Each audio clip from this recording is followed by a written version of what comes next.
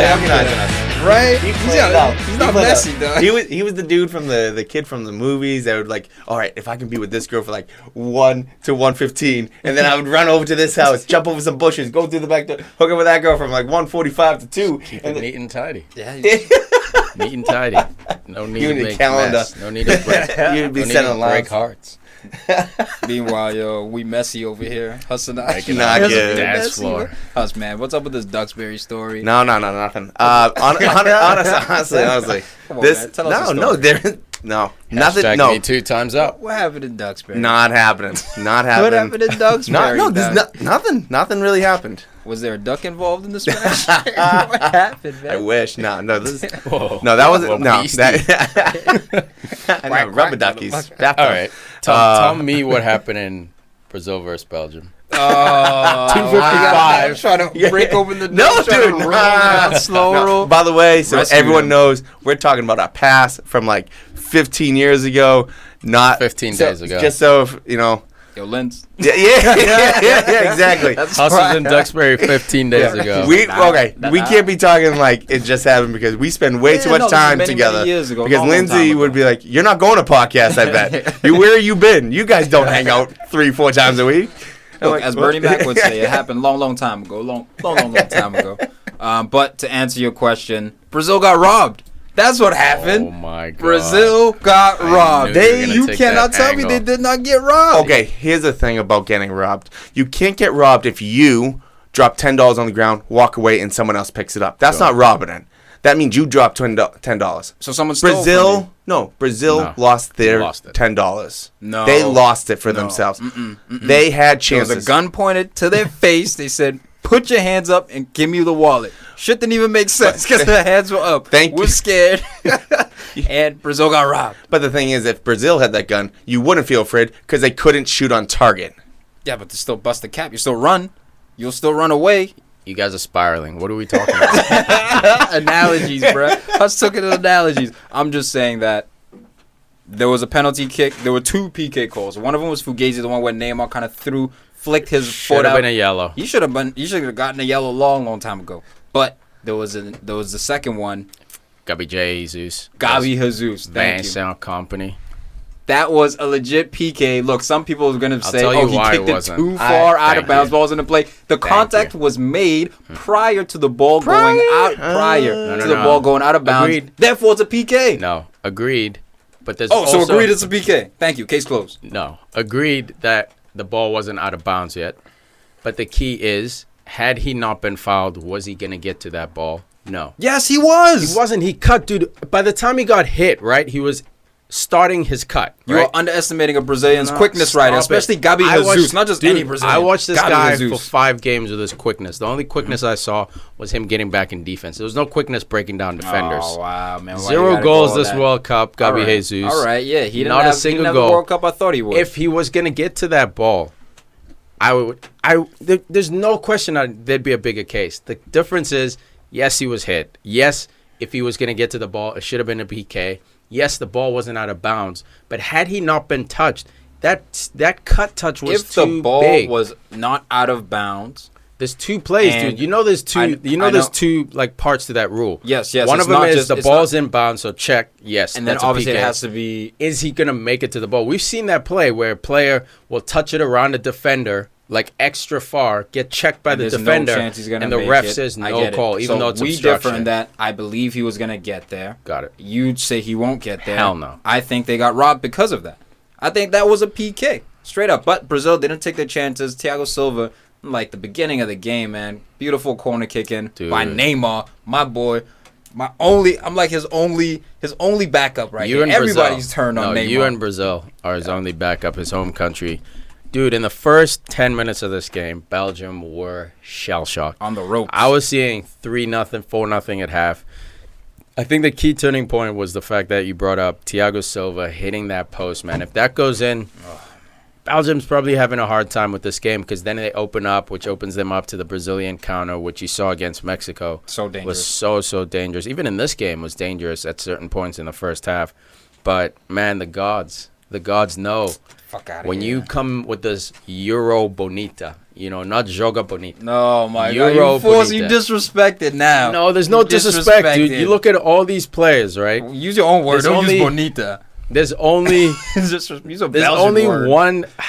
I can't even give it to him fully because he's European influence. There's only one guy who is Joga out here, and that Who? was Coutinho.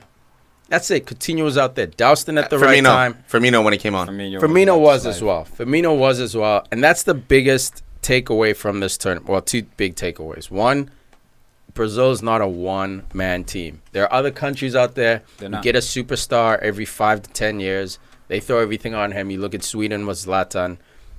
Neymar got way too much praise. And I was talking to, who was I talking to? Oh, my buddy Wayno. And he brought up a good point. Neymar has been given the throne before he's earned it. Is he on his way to earning the throne? Hell yeah. Does he have the talent to one day rule that throne? Hell yeah. Has he done it yet? No. And the respect he gets, man, comes from this sort of mode that we're in of Instagram fame, of being, the off the field endorsements, all that. No, you're wrong. But keep going. No, go ahead. What am I wrong about? His fame, his level of respect comes from his performances on the field. Did he perform this World Cup like the superstar, like Pele, like R9? No, he did not live up to those expectations. But the amount of numbers he's put up this year for PSG, going backwards with Barcelona as a 19-year-old to come from Brazil to Barcelona, transition that quickly, win a Champions League off the bat. No. PSG's beating them 4-0. Who scored the 5th goal, the free kick to bring him back? Dude, Neymar that's one stepped up, no, man. That was one game. So his respect PSG comes from his fame, his flashiness, his expression on the field alone brings attention to him. Now, there's other stuff like his haircut that does add to it. His but Instagram the account. primary source is Hanging out with Bieber. No, it's his play. It's YouTube. It's his play. Look, and his play, YouTube, sure, but that comes from what? His play on the field. I think his play on the field took a step backwards. It was covered up by the fact that he's at PSG, a club that maybe has 4 competitive games a year. He's surrounded by Can you superstars. define a step backwards? A step backwards in his development. It shows right here. On the big stage, when he's playing against hard teams, difficult teams, match in, match out, he choked. He absolutely choked, and I think that comes. Thiago Silva finishes that. He's got an assist in this game, right? So okay, fine, So- but it doesn't cover the previous games before that. I think choke. All I'm saying, I think choke is too strong. Choke the whole tournament, Tom. If you look at the whole tournament, not this one game, I mean the whole tournament, he choked. I think he Coutinho had more underperformed. goals. I don't think he choked. He did choke. The pressure was on him. He choked. It doesn't mean he's not going to be a Ballon d'Or winner one day. As it stands today, right now, he choked in this World Cup same way Messi did. Yeah, Messi had that sick thigh touch goal. Excellent. 2 goals I think all World Cup. Messi choked more. I don't think Neymar choked. I thought he underperformed. Without Coutinho, this team doesn't make it out of that group. Plain and simple. But they had Coutinho. Exactly. So I'm saying the one guy who helped him, Messi didn't have that guy helping him. No, he That's didn't, why 'cause Messi choked. So Yeah. Coutinho, That's why he covered up. CR7 had that one game by Charisma for that one goal, basically. Everything else he handled in the group stages. CR7. I'm not saying CR7 choked. No, because Neymar he choked because had Coutinho scored 4 covered goals. up. Yeah. Coutinho covered up that mess. So if Coutinho wasn't there, we'd see Neymar full out in the light choking. But because Coutinho was there covering up for his choke habits, we say he didn't choke. I say this dude, for who he was before the World Cup, before even going to PSG, his production was null, Tom.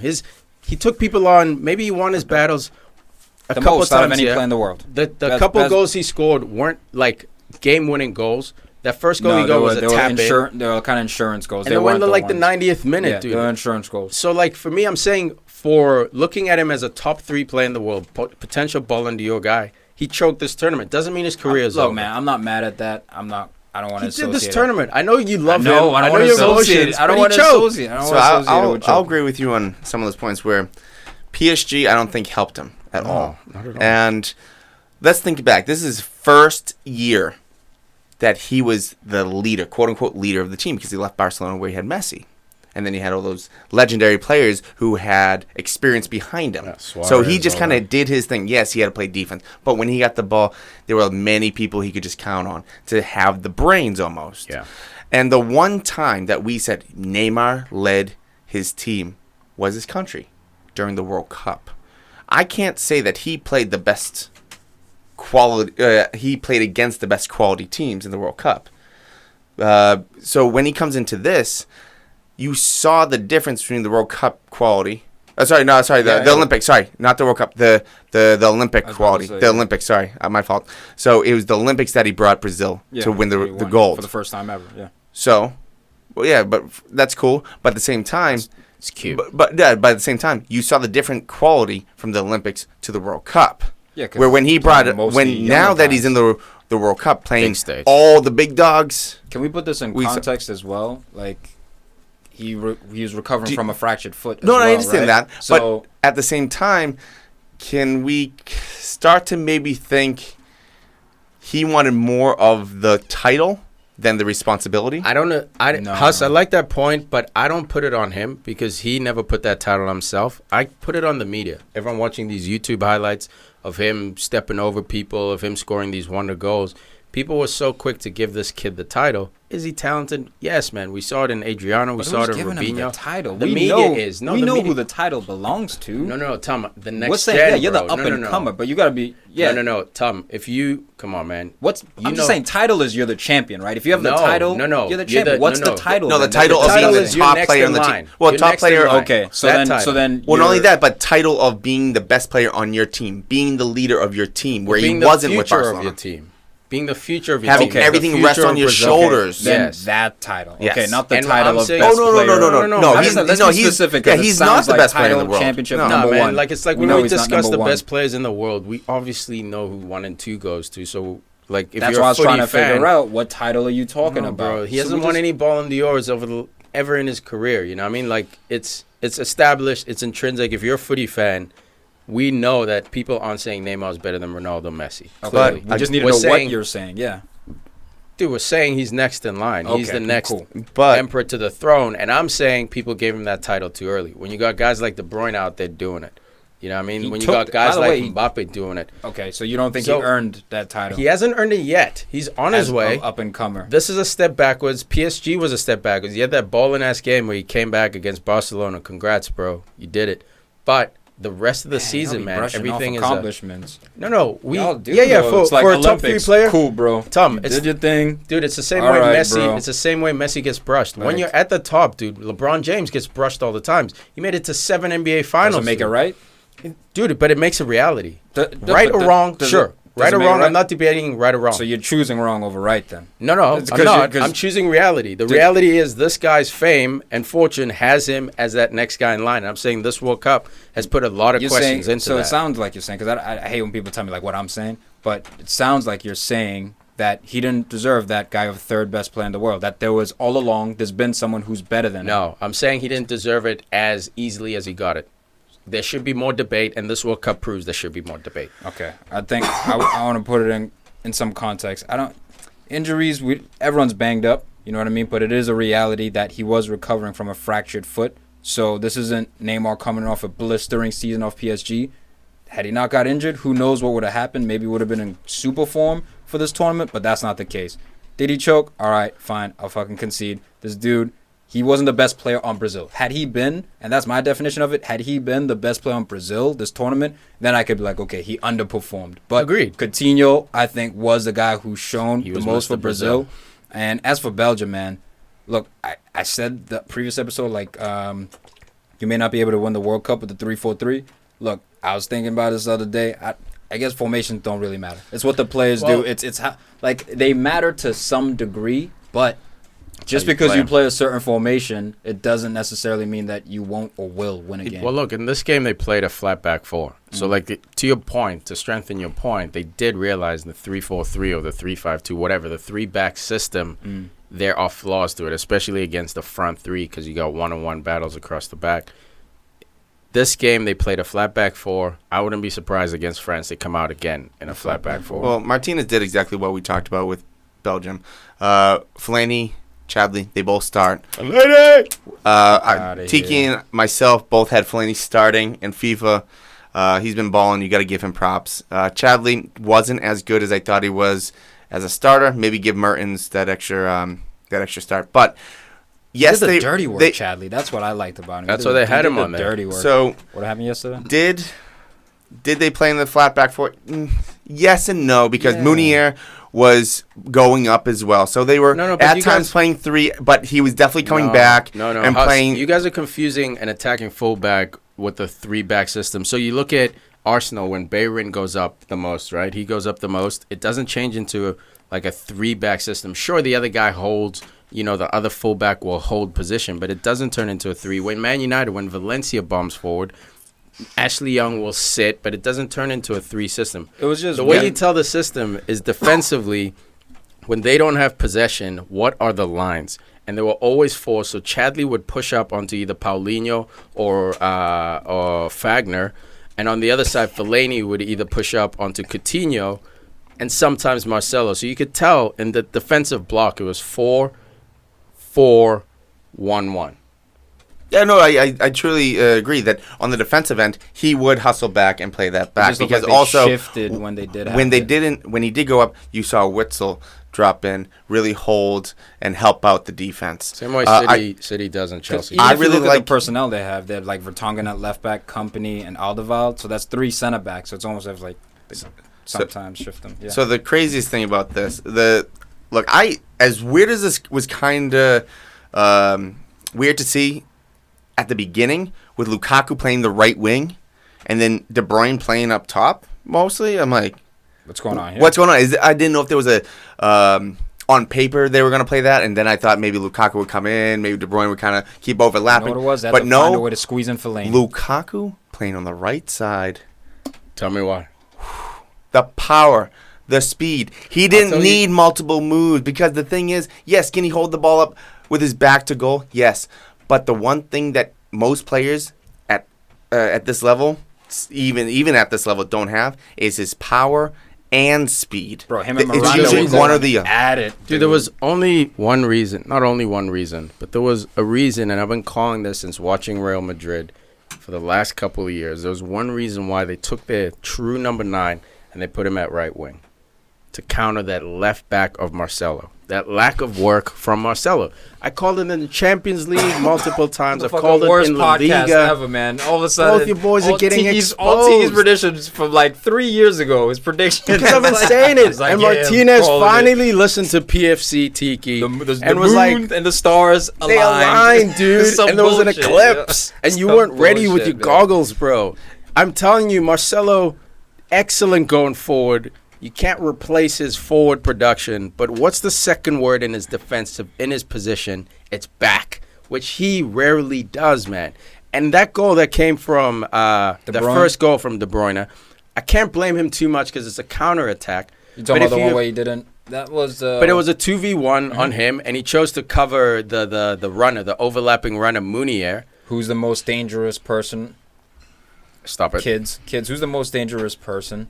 It's the person with the ball. Exactly. Therefore, you shut them down. You shut the ball down, and you hope your cover can get you on that overlap. And he chose to give De Bruyne an angle. Not even a great angle, slight angle. But even that, man, this guy defensively, if he's in position, he's brilliant one-on-one. He sticks people one-on-one. The problem is his club and his country have allowed him to put his primary decisions secondary. So he will bomb forward. And I applaud Martinez for recognizing that. He took literally his best number 9 and he put him at right wing from the jump. And he put Kevin De Bruyne high up the field to initiate those counterattacks, to initiate moves at number 9 from the central position. Basically, they play the classic Spain false 9. De Bruyne, you can't even really call him a number 9. He was more like a number 10. And we've seen this. We saw De Bruyne play that position with City a few times, where they took off the forward, especially when they were having injuries with Aguero and Jesus, where he would kind of be pushed up more. And that's really the one thing that I truly loved with KDB, was the fact that he was pushed up further. He was allowed to go to the goal. Too many times we saw the Messi effect with De Bruyne, where he was too far back. Agreed. He received the ball on his side of the half. Yes, that's great sometimes, but too many times this year, because we watch EPL, we watch every single City game, unless if it conflicts with maybe a team that we're rooting for. His shot selection, his shot power, his shot accuracy. Look at that ball. That said, Japan, great shot. but I'm going to match you. I'm going to raise you one because we're at a different stage. The way he hits a ball is just absolutely unbelievable. That's one of the first things I recognized about him. It's just, no spin. It's different when he hits a ball. Dude, even Side his netting, technique, like if you don't even watch the ball, like you just watch the way he steps up to it and follows through with it.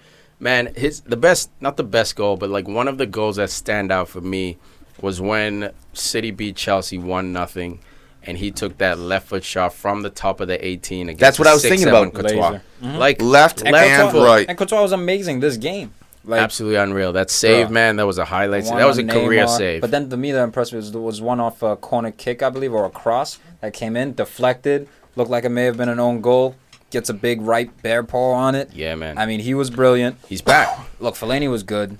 I mean, as much Solid, as I right? hate this dude, he was good. Eden Hazard, to me, special. He stepped up. That's the guy we're looking for. Like, all right, the superstars. Which superstar is gonna step up? He's on paper, I think, the best player for Belgium, even though KDB's right there. But the way he is able just to relieve pressure, the last 15 minutes. Oh my God, just unplayable, dude. And Lukaku, as much as we give him plaudits, he only played one half, the first half. Second half, he was useless. He lost multiple battles against Miranda. I saw him beat him once or twice. Man. He was useless. You see it in his who scored rating, bro. But I think it was exhaustion. I think he was isolated. Dude, he should have been doing the work Hazard was doing. Shielding the ball, holding it up. His first touch was off. He tried to take on people when he shouldn't, which is, he's young. He's fine. I'm not saying he cost them the game, but he could have. The reason why you're giving Hazard those plaudits, man, is because Hazard knew when to shield and absorb the hit, go down, kill the clock. Went to turn a guy, all of a sudden dribble at people. You see how it's hard not to, like, this is the thing with the dilemma with Eden Hazard. When he plays like this, he's like top 7 in the world. He's unplayable, but the level of technique and decision making and it's just everything's there. It's world class. Agreed. But then he'll go on and have that year like he did under Jose, last season. And maybe it's the manager or and even this past season. Other factors. Yeah, I thought he was good this past season. That's why he's in and out for me of that top 10. But if he keeps playing like this, man. You know what he needs, man? Plain and simple. One, you said it already, manager stability. Yeah. And two, people around him. You put him at Real Madrid, this guy is breaking into top 5. Because for those games, Real Madrid with Hazard. Look, that's a stretch, but CR7 going the other way out. Yeah, Neymar to Real Madrid is not a stretch. Neymar and Hazard to Real Madrid, I think, is a bit of a stretch. I think he'll probably be, for me, my guess would be Kylian Mbappe to Real Madrid. Please don't do it. Please don't do it, Mbappe. This summer, Benz, have a seat on the Benz. Learn from So we talked about Hazard real quick. I mean, Courtois got to play the match with 8.4, De Bruyne at 8.2. Without a goal or assist, Hazard got 8.1. That's how much of he was a factor. With the ball, without the ball, his runs off the ball. Everything that he did was pretty much pinpoint accurate with what you need to do when you're not scoring or assisting. When you're killing off a game. But look, we talked about this. We were on the same page in Martinez this whole time. Subbed in Fellaini, subbed in Chadley, went to pretty much a fullback, got De Bruyne further up. Yeah. We called it, didn't we? We pretty much got this whole thing got going. Everything except Lukaku but, right wing. A couple things. Brazil, on the other hand, did not do what we were suggesting. The whole tournament we've been calling for it. I mean, Firmino, he does not get the start, and Jesus does. And before we get into Firmino, which we should, Douglas Costa. I am such a believer in this dude. I want him on Liverpool so bad for the last probably like 5 years. I don't know why he didn't start. Everything changed when those when it was like 75 minutes in and you're beating a Mexico or whoever you're beating. Why don't you sub in guys like this? It's because he was hurt. Yeah. So the first game Willian played struggled. Douglas Costa started the second game for Brazil and got hurt in that second game. So he missed game 3, game 4. And in this game, I don't think he was 100%, so they're doing that treatment of 30, 60, 90. Yeah. So that's why he subbed on here. But this dude is the realest winger I've seen in a long time. I feel bad for Lucas Moura because Lucas Moura, as a young guy, looked just like Douglas Costa. He's obviously taken a step back, but he looks like he might be making a comeback. Hopefully he can push into that Tottenham squad. But Douglas Costa, scary. Just skinning people left and right. No effort either. Like, it wasn't step overs. Speed. The shot power isn't ridiculous. He's got free kicks on deck, too. Left or right as well, dude. Right. He's lefty preferably, but he's left or right. Oh, no, this dude's ridiculous, Service, too. Even the crosses that were coming in Well, absolutely. And what about pinpoint. Fernandinho? This is why I think Fernandinho is more of a system player than he is a player who like makes a system. You know what I mean? Like under Pep, he can thrive because of the amount of quality he has, and because I think he has some requirements under there, and a lot because he's playing in the middle. But you look at him for this Brazil side, Casemiro, I think, was a big miss for this Brazil team. Huge. Man. He was huge. He's one of the best defensive midfielders in the world.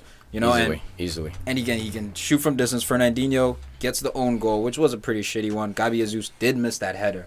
I have to point that out, and that led to the confusion in there. It made no sense, again, why Jesus started. I don't get it. And look, yes, I'm a Liverpool fan. I think we all know how much I love Firmino. Before when it was linked that he was going to Liverpool, I started doing my research on this dude. I loved everything about his game, and it's really starting to show. And he should have started because he does everything. Again, the only thing he's missing is blistering pace. He has the shot. He has the passing. He has the creativity. He wins aerial duels. Yeah, he's the Brazilian Giroud. He's getting no respect. Easy. No, well, he's better than Giroud. Yeah, but I'm saying, right? No, what I'm saying is Brazilian Giroud for the fact that he's not getting the respect. And how long did it take for Giroud get respect from France? Dude, and now Firmino, it's like, why you look? How old is he? 26. Perfect time for him to start. So next one is maybe his last one. And he probably won't be at his peak. This is most likely his his peak. Man. And we saw it every time he came on as a sub. Man, Tite the Brazilian manager, kept boasting about his work rate. He gives us so much work rate, Jesus. He gives us so much work rate. Dude, what do we expect from a number 9? Goals and production, right? Yeah. Some kind of assist, some kind of stretching. It doesn't have to be direct stats. But Gabi Jesus brought nothing at all except a few times he dropped back to cover for Marcelo or to cover for Fagner, to cover for one of the defensive mids. I thought he had a very so that's the dude I think choked. Dude. That's the dude I think choked. By not scoring at least one goal. Dude, he's 21. I didn't see much from him. Maybe in your eyes he choked. Well, he did in my eyes because I've been calling Brazil for a long, long time, and I said that. And I've been Gabi Jesus over Firmino. I know, and it confused me. Even calling Brazil, that good a team confused me as well, because I know there's that curse of comparing to your history, blah, blah, blah. But after that 7-1 drubbing, bro, should changed. I saw it. I saw it in these guys' eyes, and it was a young group, and these guys were coming back for the next World Cup. I thought they were a little bit more resilient, and that it was was driving them and pushing them. Then they saw Germany go out, and they were like, "Shit, yeah, we're definitely." But even if they had been, like, yes, to your point, of course, that set very fresh in their memories. Yeah. And I think it did inspire them. Like, I don't think they just forgot about that. But even if they had won this game, man, we could sit here and say, this is not the Brazil we know, dude. This is a Brazil that grinds out victories, that their star players or their center backs. Miranda bailed them out multiple times. Yeah, he did. Alisson, even though he got a 5.8, I thought this whole tournament was great for them. Their best players were defensive-minded players, and then Coutinho. Everything else forward, Willian, awful tournament. Jesus, awful tournament. Neymar, awful tournament for his standards. Firmino didn't get a shake. Douglas Costa injured, didn't get a shake. Augusto, I don't know why this guy's coming on over Fred. Like, it was a mediocre Brazil, man. Augusto got his goal. He got his added goal. Dude, he got his goal. He also, and shouts to him. He got a great goal with that just movement out of the middle. Yeah, man. And he had a couple more opportunities making that same run. They used to start him, too. But I don't think he should be starting over guys like Fred. This is where a couple managers on Man U. Start over. He played well enough to earn a deal to Man U. Where's Augusto? Tell me where he is. He's at home, Brazil. Thank you, dude. Yeah, he hasn't played well enough to earn it. How you just gonna cut Huss off like that? That's rude. It's all good. That's rude. It's all good. But this is where managers get in their own head. They overthink, and they're not aware of their surroundings. And what I mean by that is they're in a tournament. Too many times we see managers, whether in playoffs of other sports or tournaments here, where players should not be cemented in their position. Agreed. There are some, yes, Neymar. If he's joking, you still play Neymar because he's different. Coutinho, yes. Agreed.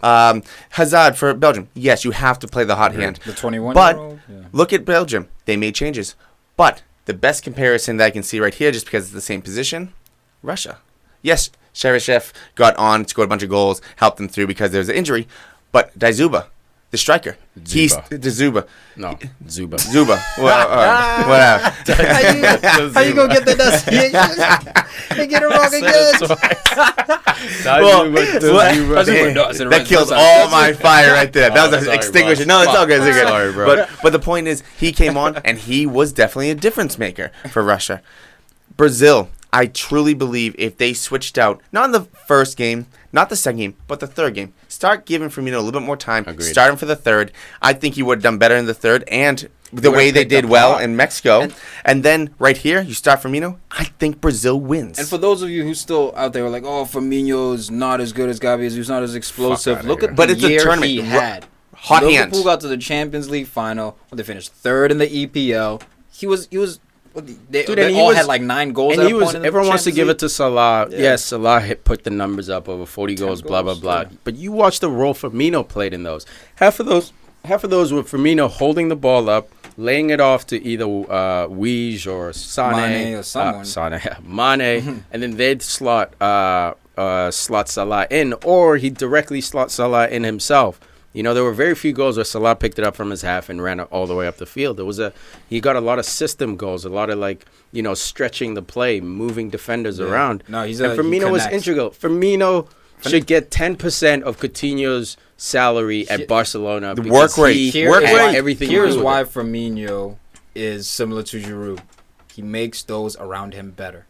That's true. That's what he does. 100%. If you're on the field with him, he makes you slightly better. He's gonna work hard. He's gonna give you the ball when you want it and where you want it. And he has class by himself as well. Like Huss said, the only thing missing from this kid's game is speed. You don't need his speed. But he's actually pretty. He's not fast, but he's quick enough. He can hang in there. And when Ronaldinho, to keep up with Mane and Salah throughout the year, we got a little pace, but just not world class. He's not Aubameyang. When Ronaldinho, when he puts his name behind you and, he just kind of amps you up. He's like, look, people, you need to be watching out for this guy. You got to take some credence to that. But fucking coach, man. That's why I'm super happy that Liverpool got this guy in the contract. All right, whatever. But you even see Neymar when Firmino got that, was it the first game? Neymar's really embracing. We only really saw Neymar really embrace Coutinho, I feel like. But now it's almost like... Well, he couldn't embrace Jesus. That's because Jesus didn't do a goddamn thing. No. Damn. You got to win Neymar's love with goals and assists. This is what I want to say. Neymar's kryptonite is Meunier. He's the only right back in the world I've seen keep Neymar quiet. And I mean to where Neymar's not really dribbling at him as much. A couple times he tried. He'd take the ball from him, long legs. Look, he's tall, which means he's long. He's strong. So Neymar's not going to be able to... He's quick, he's man. Fast. Yeah, Neymar may be able to beat him off the first couple of steps, but he's going to recover. And they play at the same club. That's what I was going to say. Maybe they play at the same club. He plays him week in, week out. Boom. So that's his kryptonite. I think that's the only player in the world, who can actually affect Neymar. Do you think all those... Oh, my God. Do you think all those were completely on purpose for the fact that we say Lukaku was going against Marcelo, scouting, and do we think Meunier was playing the right back because of Neymar? No. Same squad. Meunier is a right back, yeah. And then Lukaku was a scout, so they couldn't overload. Dude, look, to give Brazil credence, man, they were unlucky to lose this game. Let's just be honest. Belgium played 100% correct, 100% out of their minds. Courtois making saves out here. Brazil had 27 shots. PK! Dude, there were times when it was Neymar, Coutinho, and Marcelo versus poor Meunier, Fellaini, and Witsel, bro. And it was just a mess. It was an absolute mess for Belgium. But some way, somehow, either Courtois would bat away across, the defenders would head it away, or just wouldn't make it. 9 saves by Courtois. To give Brazil credit, man, they did lose this game for sure, and they should have won, but Belgium showed up, dude. Belgium showed up. Augusto should have had that shot at the very end. That too. Coutinho goes 40 yards into the stands when he was trying to shirl to the top right. Put that in. Open up his hips. He tried to hit it from a Marcelo cross. This dude Marcelo was putting dimes out there on the platter. Firmino just got his toe on that one, for sure. But just couldn't let's just make him a left mid, dude. Why are we pretending he's some left back? So I was with the game. He left Brazil back. I was with Fareed down the Cape with some other people we knew, but we're sitting next to. Marcelo. I'm talking about 4 tables worth all pushed together of Brazilians. We didn't even have to watch the game. We could just open up our ears. We knew exactly what was going on. Yeah, and man. at the end of that game, there was sobbing. It was disappointing, It was wasn't it? Good. As the R9 jersey Oh, yeah, I hangs forgot. up in the PFC You guys room. never talked about This it. is not the real. No, we. Oh, you did? I didn't hear you guys really go after each other. Yeah, How that- Tiki, Look, Tom, I'm look, I don't right. want to. I don't want to Tom, beat him up too hard. We I made spent a video. 35 minutes on this shit, bro. I made a Yeah, video for sure. online, guys. If you want to see on our podcast, on our Facebook, It's quality. I made a video addressing this issue. I've been calling this Belgium team out. They got experience. They're young. They have another 6 years in them. I looked at the average age, bro. They were one of the youngest teams here, like France, who we're going to get into in a little bit, too. And Brazil. This Belgium team is going to be scary for a long time. This Brazil team has no identity, bro. They're too European. There's no joga out there. It's all about get it to Neymar, let him joga it up. That's not true. It's a so Firmino. true, dude. Oh, wait, you can't. Coutinho, the fact that Coutinho was a star of this tournament, but all the interviews kept going to Neymar, man, was that bullshit? Back in the day, you'd see Kaká get an interview, Dino get an interview, Rubinho, Adriano. You'd see all these guys getting interviews, even their commercials. You see the commercials, yeah, it's about one man. The commercials, remember the one where they were juggling tape in the lock? Brazil used to be the samba team thing, You know and I why? don't think they Everybody was good. Everybody was legend. Yeah, Dude, but that was a Coutinho- legend. That's It a real should've life been- It was should legend. have been a legend, trio treatment, man. It should have been a trio treatment. Yeah. Throw Jesus in there, fine, whatever. I think he doesn't really deserve to be in there yet, but Look, fine. man. It should have been a more of a team treatment. Look, Neymar. And to be clear, to go back on my point real quick, I don't think it's coming from the Brazilian players. It's the You know media. what I mean? It's the media. Together, they love each other, But the but media they're not. can't tell you apart. But they're if not you let it. selling themselves as a team. My thing would be Neymar just was talking egos. about Yeah, nah, that would be my I thing. want to win a World Cup and be included on that list of names that have won a World Cup. When I heard that, I was like, dude, yes, in your head, for sure, say that. For sure, in your head.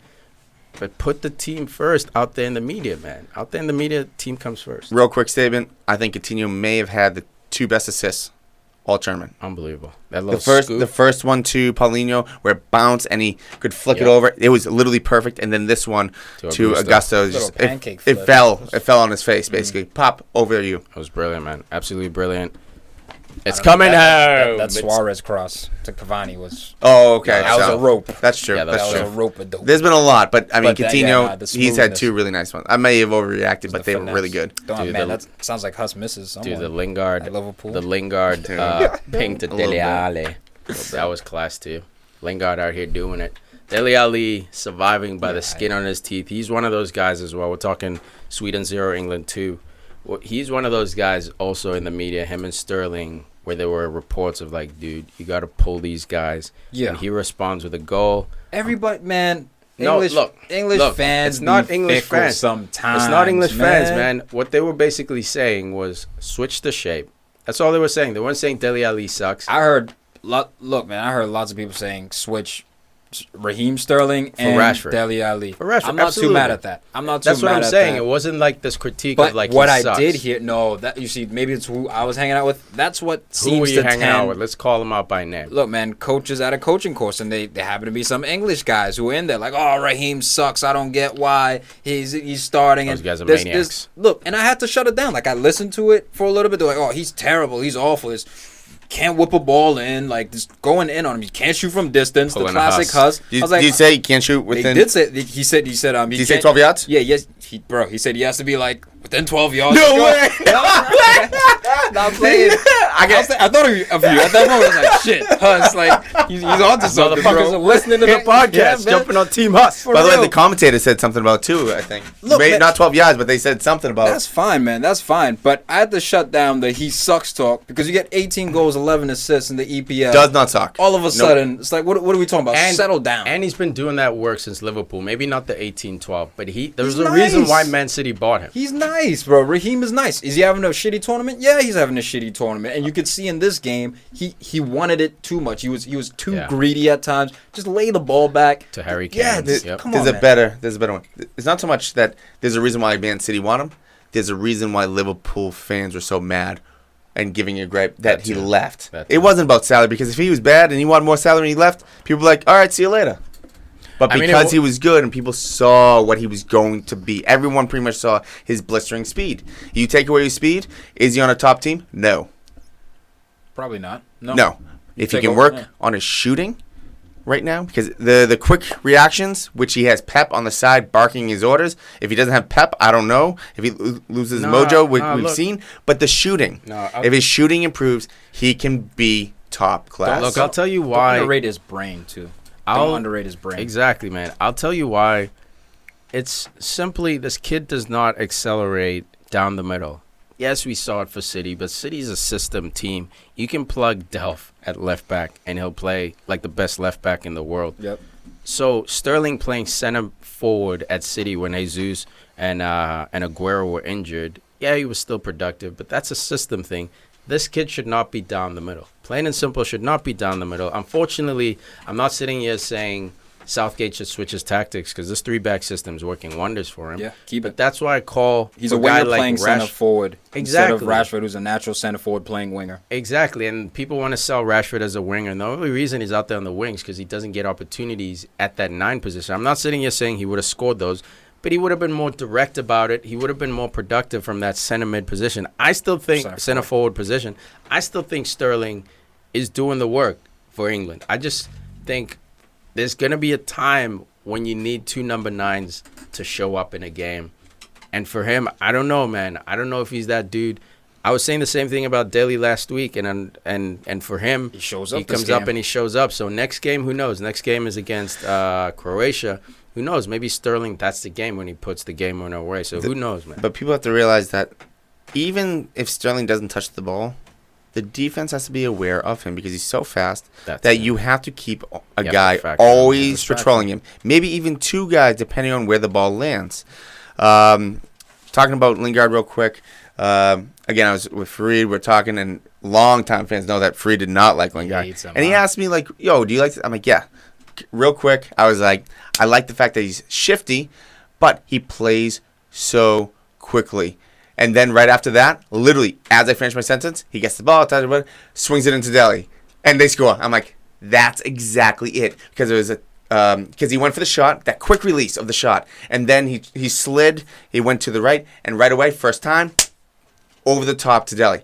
He's not a guy that thinks and waits, and he didn't try to Neymar the ball. He just reacted. He tried to go for it. Dude. Neymar, bro. That's fucked up, man. Neymar is a noun. A person, place, a thing. How you just going to verbalize Neymar is a meme, dude. Bro, do you see all the kids, these videos with these kids? The refs did one too. Yeah. Pull the Neymar. Oh my God. There was like that one, the kids running. Yeah. The Revs have one on dude, this is the new plank. Revolution. It's the new Instagram. It's the new the one where you stop. Yeah, the coach just says Neymar. It's like, bro, it's like 50 kids just rolling around on the ground like What's that one? What's that one when people froze? Man.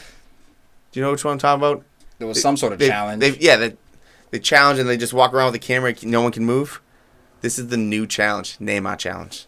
I love it. It is, man, and it's unfortunate that a guy of such skill let that kind of stuff get in his way. CR7 was the same way. Everyone in the world now. I'm telling you, this Neymar thing, his image has taken a hit. Massive hit. Crazy. His play took a hit going to PSG. I still think this guy's going to sit on that throne.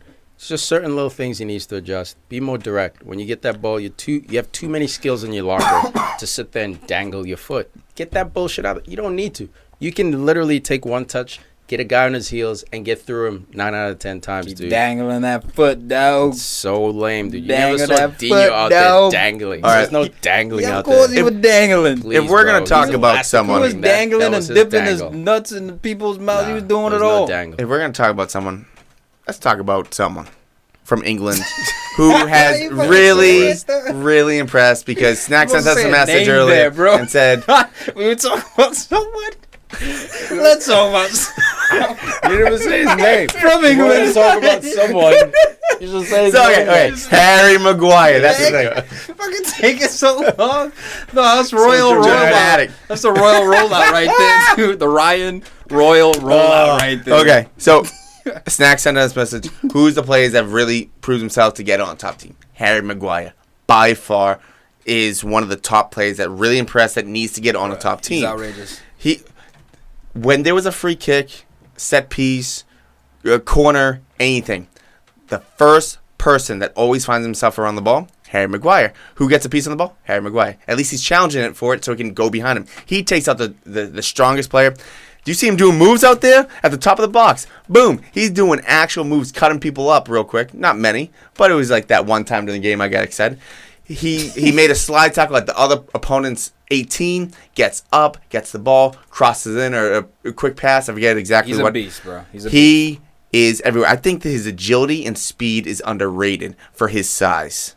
And I like his feet. It's a lot of fun watching this he player. had feet like this. I thought he was just what's the dude from Leicester City who played alongside Wes Morgan? I thought he was Huth, just strong machine, booted up the field. Between both almost. He's almost a mix between Huth and John Stones. If Liverpool secured this guy, and I think he'd be perfect for Liverpool to go along with the size of Van Dijk. How much? 2 guys, 6'4", 6'3". How much do you think they should offer? I mean, the price is going to be through the roof. What do you think? 50? It might be like a 55. I think he's going to be 60. What was Van Dijk, 70? 75. Yeah, I think Harry will probably be like 55 to 60. And he's English too, so he has that homegrown. For 60, do you do it if you're Liverpool? Yeah, man. Yes. I'm not hesitating. Yes. Liverpool, you need. He is a perfect You need guy, someone to fight Lovren, basically. Lovren's having a quietly good tournament. All you fucking Lovren haters out there. That's having why, a quietly good that's tournament what at Croatia. my hesitation was. Well, no, you want... Man, stop this starting 11 bullshit. You want... I get it. Plus one fighting for every position. Is so Liverpool you want like two... that? It's not right now, and that's why they suffered in the Champions League, because they don't have a plus one at every position fighting. They have plus ones in center mid, but although Chan left, there's always a guy left out of that center mid. You want that pain. Forward, Firmino always has it. The wingers, Mane and Salah always have it. You need that plus one. So when you make these signings, yeah, a lot of these players go in thinking they're going to start. But if you're a proper big club, you essentially have 2 squads. You saw City, 2 squads, man. You have to get a guy like Harry Maguire. And for me personally, I say stay at Leicester, man. Stay at Leicester one more year. Jack that price up. This is the year to go to jack. The price is jacked. Because if you it mess can up, only go down from Leicester. He can get a good contract. So remember a couple of things. England, the EPL still has that TV deal. I think they renewed another one pretty recently. I mean, within this past year or so. So they're gonna have money and money and money. There's not many teams that have more money than even bottom teams of EPL. That means the money's going to keep on rolling in. In a few years, Mbappe is going to be sold again. Neymar is going to be sold again. All these players are going to be sold again. That means the price is going to be jacked up even more. I wouldn't be surprised if 3 years from now, the average price for a defender is, like for a good defender, 70, 75. Yeah, that's why I did not get all crazy about Virgil, because look at Raheem Sterling when Liverpool sold him for 50. Everyone's like, "Oh, that's a good deal." Dude, that kid can be. If he had a better World Cup, he could have been sold for like 120 after that last year. And all that, because the inflation of the prices. So from Maguire at 55 or 60, I think in a few years, if he keeps on going the way he is, that might be considered not a steal, but a very good deal. You have to get him now. So I think with that's so there's 2 sides to that coin, right? That means all these clubs. So the advantage of having 6 to 8 clubs making the money in the league and everyone else struggling is that those big 6 or 8 clubs could come in and say, hey, 17th team, 16th team, here's a little cash windfall for you to go out and buy 5 or 6 other players for yourselves. You give us your best piece. Now these smaller clubs like Leicester, look at the hard time they're giving Mahrez and Man City, because they're in a position where... For 60.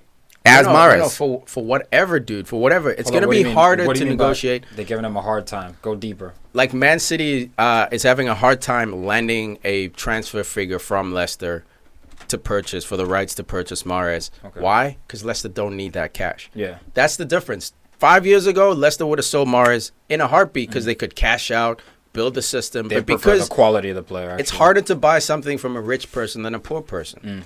So with Leicester... Yes, that 50-60 is cute. I'm saying they don't need it. They don't need it. So for them, the ambitions... That means then it's like 70 mil. No, for them now, ambitions are switching for these smaller clubs. It's not anymore about, we need to sell our best players so we can fund, so we can build. Especially the team like Leicester, who's won the Premier League before. So I know it's going to come down to Harry Maguire. And if he really wants to leave... He's going to have to force a move like Virgil. Look at Virgil and Southampton. Southampton didn't need to... Who's the best player on Leicester right now, or last season? Jamie Vardy. Mahrez. My bad. He gets sold for 60. So No, I he didn't get sold. That's my Whoa, point. no. He's There's a hypothetical, no. or you saying it's going to happen? It's in the works where it looks like he's linked heavily. He's linked heavily for 60 million pounds right now. But it's a rumor. wrong. So- No. I'm saying Leicester's saying we don't want your 60. Like, they want more. They want more. That's why the deal Okay, hasn't so happened. let's just say then they're in negotiation. They're trying to figure it out, right? What are you trying to say? So I'm saying is, if that's the best play, even if Mahrez goes to 75, I don't see Harry Maguire being sold at the same price, if not more. So I don't see Harry Maguire going over 60. And because Liverpool does have so much money, and it's when you're building a team like Liverpool, you have so many good talents, but there's certain areas that you need. Yeah. Center back is a need. So Harry Maguire, pay that extra money, even though it's above the market maybe. I agree with but you. Pay the extra money. You don't need to go buy a top-class striker right now. We have Firmino, and that young kid Bruce is supposed to be legit, saying- and then Wilson as well, and all those other guys. But you spend the money where you need it right now, and that's a center back I'm saying, and a goalie. I'm saying pretty Liverpool wants to spend that money. Leicester's telling them to go fuck themselves. Yeah. Because And they they don't are. need That's- they don't that's a need your reality. 60, 70. Mahrez, yes, is linked with 60, but Leicester keeps saying no. Mahrez Some offers- handed in an official transfer saying, I want out. Leicester's saying, nah, B, we're not taking your 60. You're going to have to offer more. So, yes, That's the what I'm 60 saying. million Some number. offers are going to be too So it's good to gonna be be- true. So there's going to be an offer you can't refuse. So I don't see Maguire after this World Cup going for less than Virgil. I just don't see it. Okay. And you can say maybe he's not worth that. We're not talking about worth No, here. World Cup We're not is talking like- valuation. World Cup We're talking gasses you. And Leicester doesn't need the money. That's what I keep stressing. So your best option might be either to shut up and pay 80 for Maguire. Yep. And think he's Bulk an up. $80 million player, or go to Germany, go to Spain. I mean, what's his Or name? wait like What's a his year name? and see exactly. what happens. Wait a but name, you see might what lose happens. him. But what's his name? Who just got picked up by Man City quietly? Laporte. One of the most exciting prospects to come out of the center back position. He's been good, dude. See, he's been good since I've been playing manager 2013. Yeah, dude. just I don't know. hit his release clause and City was good to go. And it was a cheap release clause, and we see this kid. He's going to be a problem. French kid, he's going to be an absolute problem. I'm saying there are other center backs out there in the world. I understand Maguire's hot ticket right now. Virgil, hot ticket right now.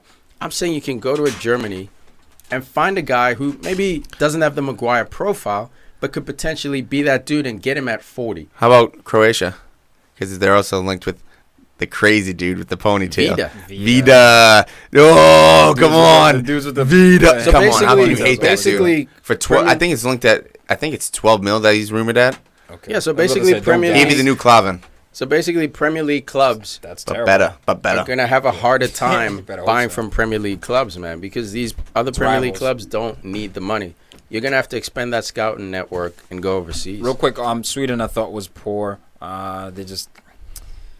They were a dark horse team, I guess, man. They rode the flopped a wave. lot. Yeah, they definitely They were did. embellishing a whole lot. The crazy thing about England, though, that I guess their opponent has to be concerned, but they also may need to be concerned.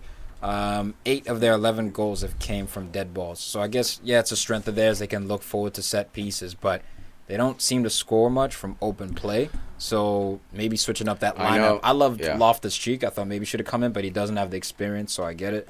But that's They need to the do other that a thing, little bit man. more. What experience does Dele Ali have at the World Cup? no, he You know has that- no experience at the World Cup, but he's experience starting and playing in bigger games Yeah, than but wait, Loftus-Cheek does. having watched Dele Ali outside of him scoring this goal, his number one critique for me, and I watched Tottenham 38 games. Tottenham's my second favorite team in the Premier League. He disappears for not even portions of the game, portions of the season. His numbers won't tell you that. You look at his numbers, they look great. But if you watch 90 minutes over, the thing is with Dele Ali, he's got that special goal in him. So it's almost like playing scratch tickets. It's like playing a poacher. You kind of just Not even a poacher, because he doesn't score enough to justify that poacher trait. He scores wonder goals, so you're playing your scratch ticket, and boom, oh man, I won $100. I'm gonna buy another 5 scratch tickets, and those turn out to be losers. You lose that $100.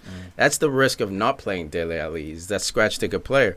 But a guy like Loftus-Cheek, man, when it comes to the World Cup, I'm for playing guys who are just fearless, who are too naive to be fearful.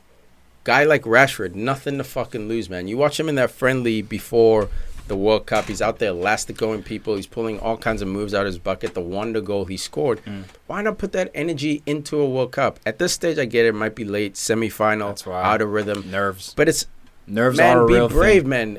You said 8 of 11 goals came from set pieces, man. They're playing Croatia, a team that's not the smallest team in the world. You could argue Sweden wasn't that small either, but at some point, set pieces aren't going to be enough. And if Harry Maguire doesn't have that breakthrough early in the 30th minute, Sweden are in this, man. Sweden didn't get played off the park. Sweden didn't generate enough because they didn't have enough clap. But you don't need to in the World Cup. Look at Croatia, Russia. You can get lucky. The best team doesn't always necessarily No, win. the most organized team, the team that sticks to their system. This wasn't a real 2-0 loss for Sweden. I'm not saying they deserve to go through, but this wasn't a 2-0 game. This could have easily been 0-0 into PKs. You know what I think is going to benefit a lot from this for Sweden is Lindelof. I think Lindelof he'll benefit a lot from playing this much. I hope people see what this kid is about, because he hasn't played all that consistently is what I'll say under United. Agreed, man, but the pieces are there, man. He got his education in the Portuguese league, dude. That's a league. That's a poor man's Spanish league where every player has to have a decent touch, including the center backs. Every player has to play the ball first. There's no boot system in Portugal for the most part. Lindelof came out of that school, man. There are pieces there. You were a big detractor of him. I think catching up to that first-year Premier League pace, I think it's the saddest thing that's gone away from analysis that I've seen, man. Growing up watching the Premier League since 1993, is that there used to be a buffer zone that the media would give, a 1-year buffer zone for certain players. They get a 2-year buffer zone. Too much money now. And then you adjust. Too much PR. It's Twitter. It's everything. But it's not too much money because these clubs are making hundreds of millions, so there's no rush for these guys to hit. There's rush to buy another player. You know what it is? It's that social media instant gratification mode. We're like that. It's about that too. It's the whole environment. And that drives me nuts. There's a bunch of stuff, but there's guys like Salah. It's their fault too.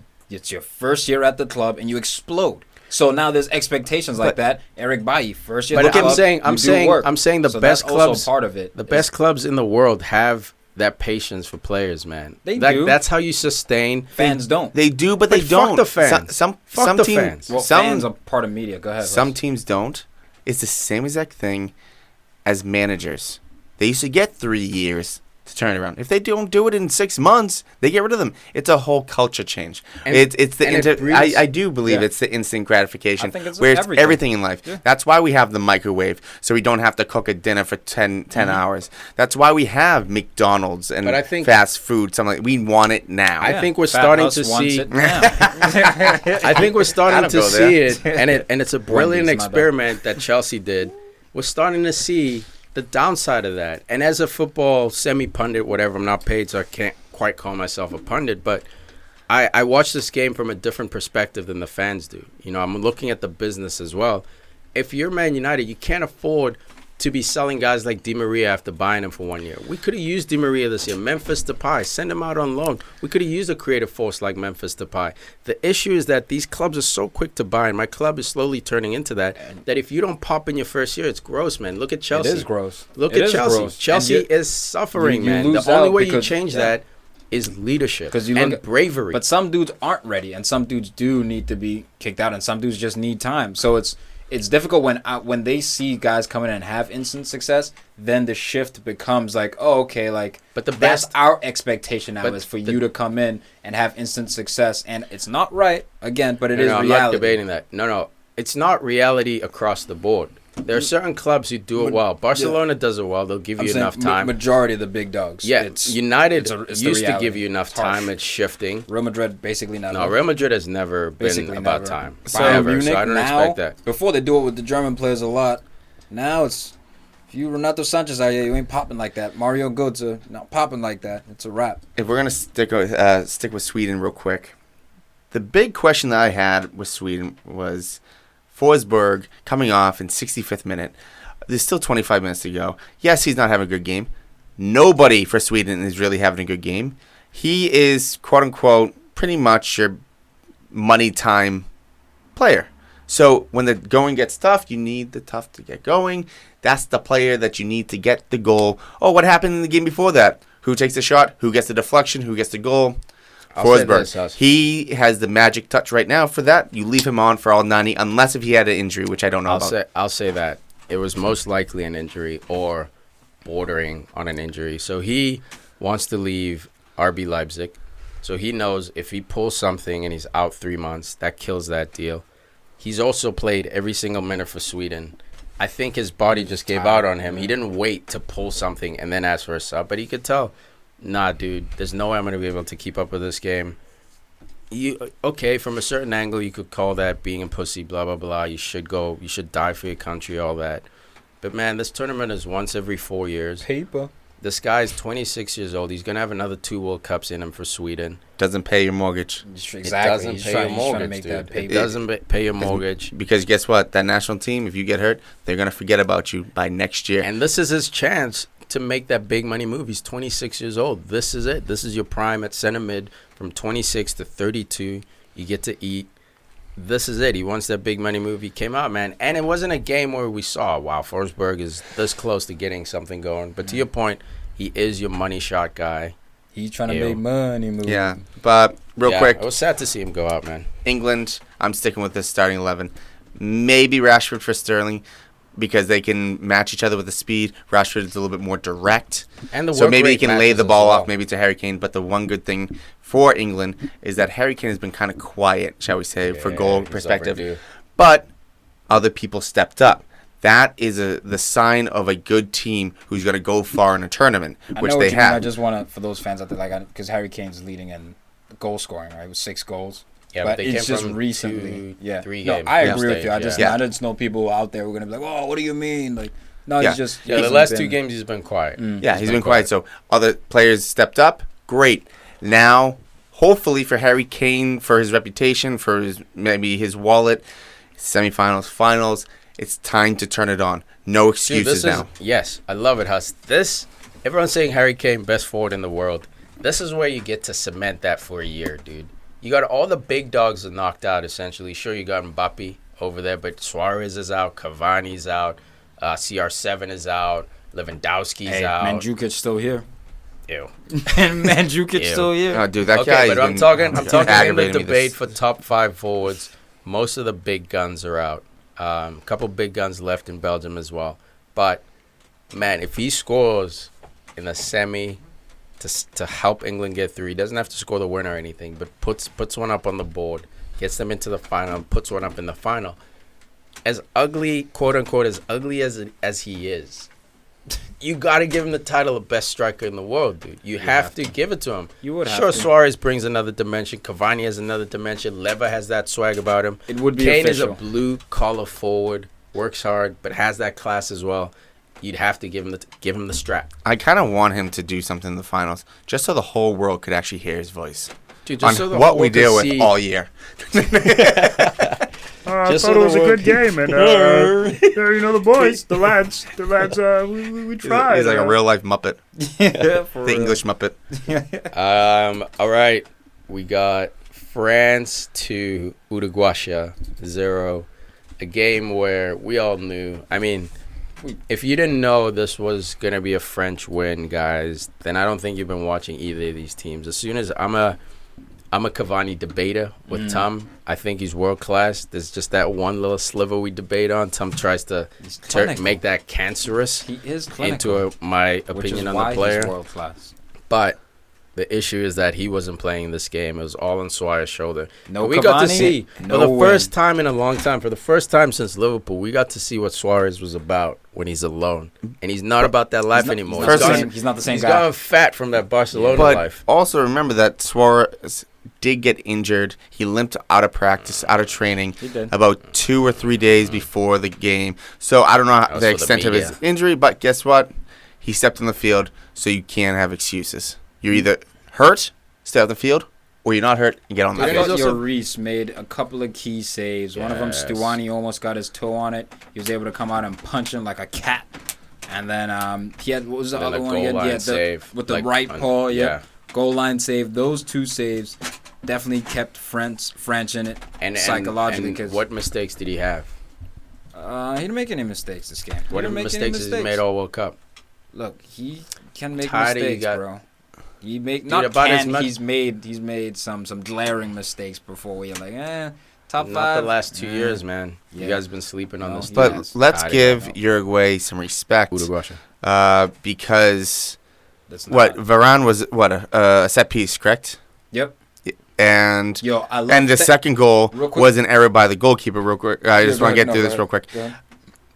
Besides that, the defense was outstanding for the most part. They shut players like Mbappe pretty much down in my mind. Well, no, not shut down, but I expected a lot more. We all expected a lot more in my mind. Where I think Uruguay, very underrated defensively. Dude. I think this was the coming out party for some of those defensive players. I disagree. Uruguay, all the way up defense. all the way up until this one game. goal I think all was tournament. One goal all tournament. And if that goalkeeper could just get a shot that went right at him, Lois Karius, just subbing Lois Karius. That means they only let in to go. I mean, Huss. that's one goal against maybe the World Cup winner. Huss, that was the critique on Uruguay. That's why I wanted him out, even in the group stage, was that these guys are so negative. AKA, they defend well, it's Atletico Madrid. If they had Cavani, France would have been in trouble. I'm telling you, I think this would have been an extra time game. France, I still think would have found a way to get it done, to get her done.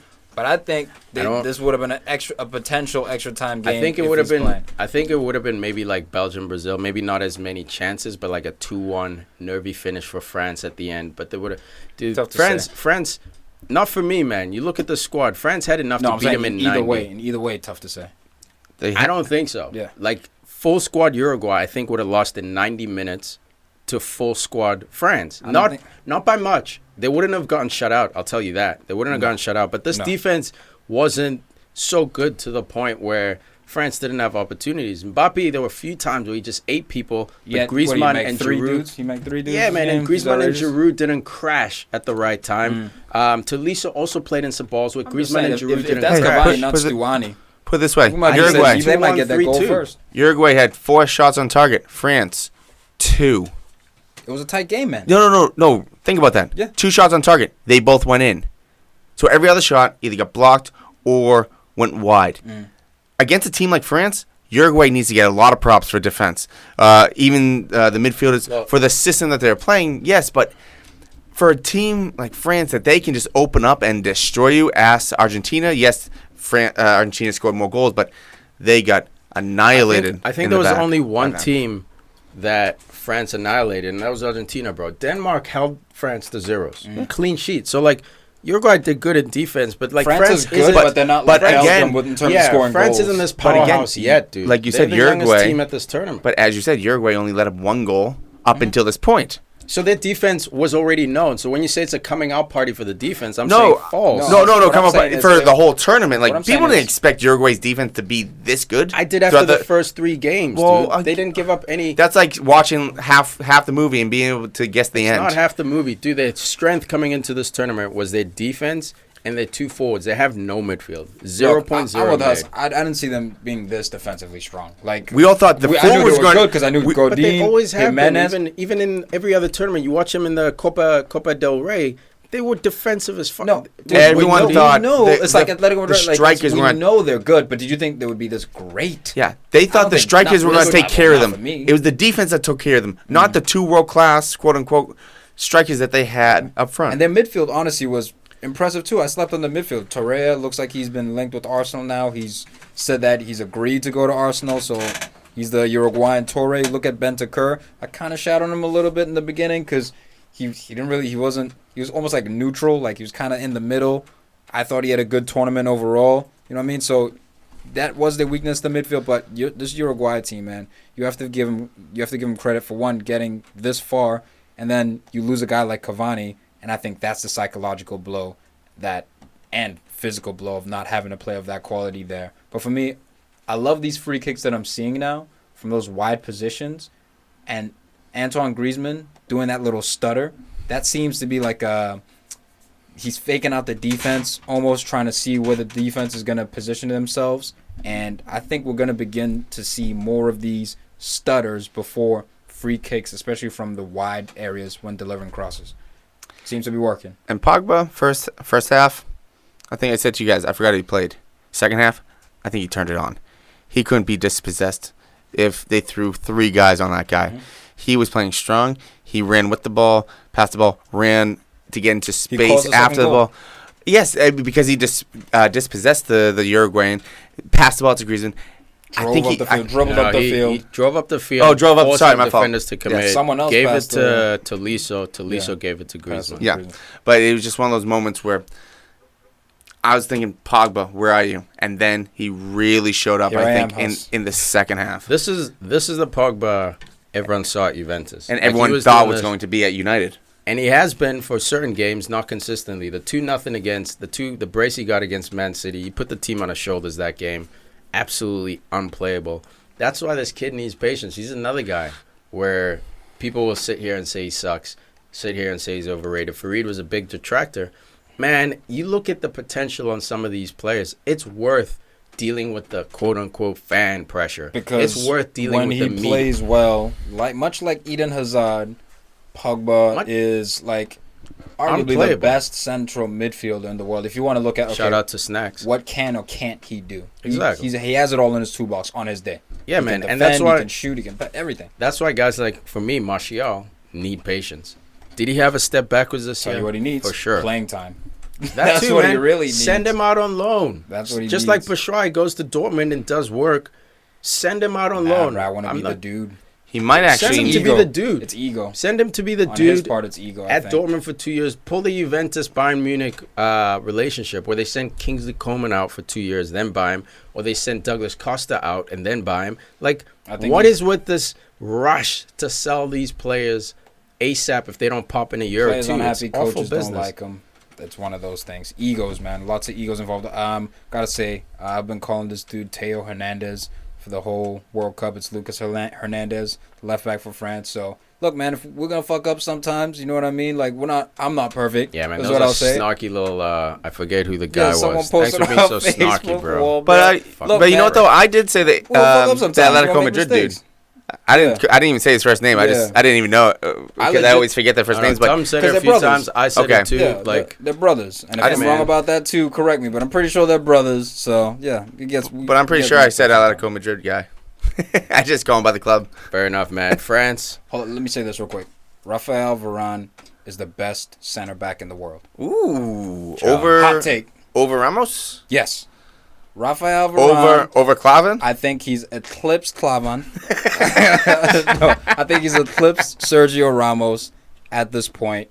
And Ramos has more experience, but his not only athleticism, but his aerial ability on set pieces is very scary. Who? Raphael Varane. Both of them. Sergio Ramos as well. Yeah, both of them. Man. Look. I think I'm not saying this. Yeah. No, I know what you're saying. I know you're not people saying think it's definitive. I'm not saying like, that's why it's a hot take. That's why it's a hot take. I'm saying it is definitive. Like, I'm saying he's the best right now. Raphael Varane. I think he's eclipsed Sergio Ramos, and I think it's more so to do with the physical, the athleticism. Ramos has the technique, but who beats Raphael Varane like 1-on-1? Like he flubbed up a little bit. That shanked the pass a little bit, so that was scary to see. But other than that, man, this guy, dude, he's flawless. For me, flawless. He's second. Left-footed ping, like across field, like it's the amount of game winners I've seen from Sergio Ramos in the last, even like 3 seasons. The last 3, I'm not going back to way early in his career. The amount of defensive work I've seen him do for Marcelo. Ramos plays 2 positions every game. I'm not ready to give it up yet. Varane, he's a Marvel character, right? Varane, yeah, man. Varane's just a Marvel hero. Yeah, he's just special. No, Varane is DC breaking into Marvel now. Nah, dog, he's Marvel, bro. He's one of the original Marvels, bro. All right, he's not quite there yet for me. He's second, man. He's like Neymar with Messi and Ronaldo. You see, Neymar's next, bro. As soon as these guys get out the way, like DC, like he's a badass. He's Mane trying to break DC, it. Yeah. Marvel, he is a DC character. Like but yeah, man, Varane. I'm not mad at you at that shot. I'm still a Sergio Ramos dude. This is why I was super afraid of United being linked with Varane when they were thinking about getting rid of De Gea. And that is a guy that I was like, come on, don't do that. That's just because if you put Varane and Bali right next to each other, that's a wrap. Who beats that? Because Valencia for another year, probably not 2, probably 1 more year, and then if Ashley Young keeps doing what he does for 1 more year. This coming year, if he had Varane, Rose coming in too. Summer, Man United need new fullbacks this summer. Have those guys there in the squad. We already have one at right back from. I already forget his name. Man United need new from fullbacks. Portugal. Yeah, I don't think they need him this year, but they need a plan. So whoever you buy in has to be able to step in next year. We don't need a guy to start this year. We don't need a right backer to start over Valencia. I think you do if you want to win the league. Now, if you want to make Champions League, have a good season, sure. I think you need to pull the Man City, splash on like 3 fullbacks or 2 guys who are going to start because you do have Ashley Young and Valencia there for experience. I think you need new fullbacks, man. Danny Rose. A natural lefty. Danny Rose, for me, bring him in. But he's going to take a year to get up and running. Which is why you don't bring him in. Dude, this is Man United. Danny Rose is going to be the best left back in the world when he's healthy. He was well on his way. He was top 5. He was a top 5 left back when he was already healthy at Tottenham. That's not what you said. No. As soon as he comes to United, that Tottenham form, if he stays healthy, it's going to be even better than he was if he comes back fully fit. Look at Luke Shaw. Exactly. I think he will. Look at the manager. If he messes up, Jose goes after him. Patience at a club like Man United. No, manager. It's not. I agree with you. It's not like a club where like unless you're Ronaldo. For Danny Rose, it's not patience. It's him getting his fitness. For Danny Rose, it's not patient. We already saw this kid can play the game. He's ready to be on a top club. Can he get his body? We don't know. That's the only issue. It's not his knowledge. To me, it's too much of a factor to bring him in and be like, all right, let's see. When you can get Alexandro, he's already in shape. But Alexandro doesn't. Juventus don't want to give him up, dude. That's the thing. You can spend till August negotiating these guys and end up like Liverpool signing 1 or 2 players, or learn your lesson like Liverpool did. They're signing everyone ASAP. Then Alexandro doesn't work out. There's other guys. Left back is a very difficult position to find. And Danny Rose was one of the best I've seen do it. Was Luke Shaw I'm not ready to write him Is he going to whip it in like Ashley Young? Also one of the best prospects. Prospects was different. Up, man. Rose was not a prospect. Rose and Walker were legit level players. Rose got hurt. Danny was definitely Rose got hurt. That's the only difference is the injury, man. So ability was he's not a prospect. He's not a prospect. He's not, but man, I'm looking at now mentally, can he get back into it? And Man City might have a little something to say about best left back in the world in a few years. Yeah, Mendy, for sure. Absolutely. Mendy's another guy who's injured, but you could see the pieces were there for Mendy. Absolutely. He's going to be fighting Mendy to be the best left back in the world. You need to splash on fullbacks this summer. Sentiments. Give me more sentiments. You need both. Give me Savage. You need fullbacks and sentiments. That's what you need. Disagree, but it is what it is. Russia 2. Riding with Valencia and Ashley Young again. Let's see where that gets you. If they didn't have a freak year, it doesn't matter who we had. We weren't going to ever catch City this year. It was a freak year. I'm not talking about this year. I'm talking about next year. Hell yeah. Next year, I don't think City has the same freak year. We will catch him. Better step your game up. That's all I'm saying. Better step your game up. Pogba better step his game up. City's stepping their game up. By what? By signing who? Mahrez coming off the bench. Signing. Who they need to sign? Just keeping everybody. Mahrez, they can't exactly. They're going to sign Mahrez probably, but even if they don't, who do they need to sign? Thank you, Huss. Thank you. No one. So they can very well replicate what they did last year. I say no. They can for sure, but I say they won't. I think it's not even the fact of the player's ability. I think it just might be mental rather. Did that, but mental drain. I think the more of the mental drain will be, mental effort will be on Champions League. Agreed. Not League because they've already did that. That's why I'm not hitting the panic button like everyone else talking about Man United needs ABC, dude. Our issue last year, our fullbacks were fine. They're aging, so you need to bring cover for the next season and the next 2 seasons. Our issue too. Yeah, that's fine. I think your real problem was that half your team hated your manager, half your team didn't care. No. Half the media hated the manager. You read on the players. They love Mourinho. Even you Pogba? read historically. Pogba, there was beef. Of course there was beef, but like it's a misunderstanding with your manager, dude. It happens. It's a misunderstanding the first year. Dude, what do you mean? But if it keeps going and going and going, then get Pogba the fuck out. Like it's a manager's team, dude. You would choose Jose over Pogba. Just like you would choose Klopp over Coutinho, Klopp over Salah, because the winning comes from the manager. You pick Pep over name any player. It's harder to get a stud manager than it is the stud player. Not that there are stud players everywhere, but there are more stud players. Name me the top 10 managers in the world. You probably struggle once you get to number 5. That's who they brought in. Name me the top 5. Who? Is it Douglas Luiz? Just a random Thank Brazilian. You, bro. Yeah. All they're doing is shoring up the lines to get that Champions League run. I doubt they're going to replicate that form. Is City the favorite to win the league? Fuck yeah. Is City going to be hard to compete against? Fuck yeah. Is there a need to hit panic buttons about him for a freak year? You said panic buttons. What's panic? I said step your game up. Dude, we are stepping our game up in the right positions. Yo. Our issue was at center mid. It wasn't outside at the back. Priority, right? But it wasn't. So is fullback? Is that not an immediate priority? How much production did you get? One thing that you're forgetting is that when Not we from say they're not, Valencia. the one thing that we're forgetting Look up though, his numbers. or you're Please forgetting, do. when you say they haven't made any transfers, but it's one more year of a cohesive unit of knowing, stepping in and saying, "Oh, I'm new to the system. How do we play this?" It's everyone growing. It's Sane getting better. It's Sterling getting better. 100%. It's Jesus getting better. It's De Bruyne getting better. It's Aguero doing what he has done. 110%. It's Fernandinho knowing, "Oh, I need to do this. I need to do that." I don't see anyone getting worse next year on that team. I don't see. Well, maybe Company. That's it for age wise. Everyone else. Fernandinho as well. Let's Everyone. let's sit here. Mendy's going to be coming in. That's Again, kind of like a new recruit. You're a new always transfer. taking these angles of like saying out there stuff. Let's put your money where your mouth is. City gets 100 points next season.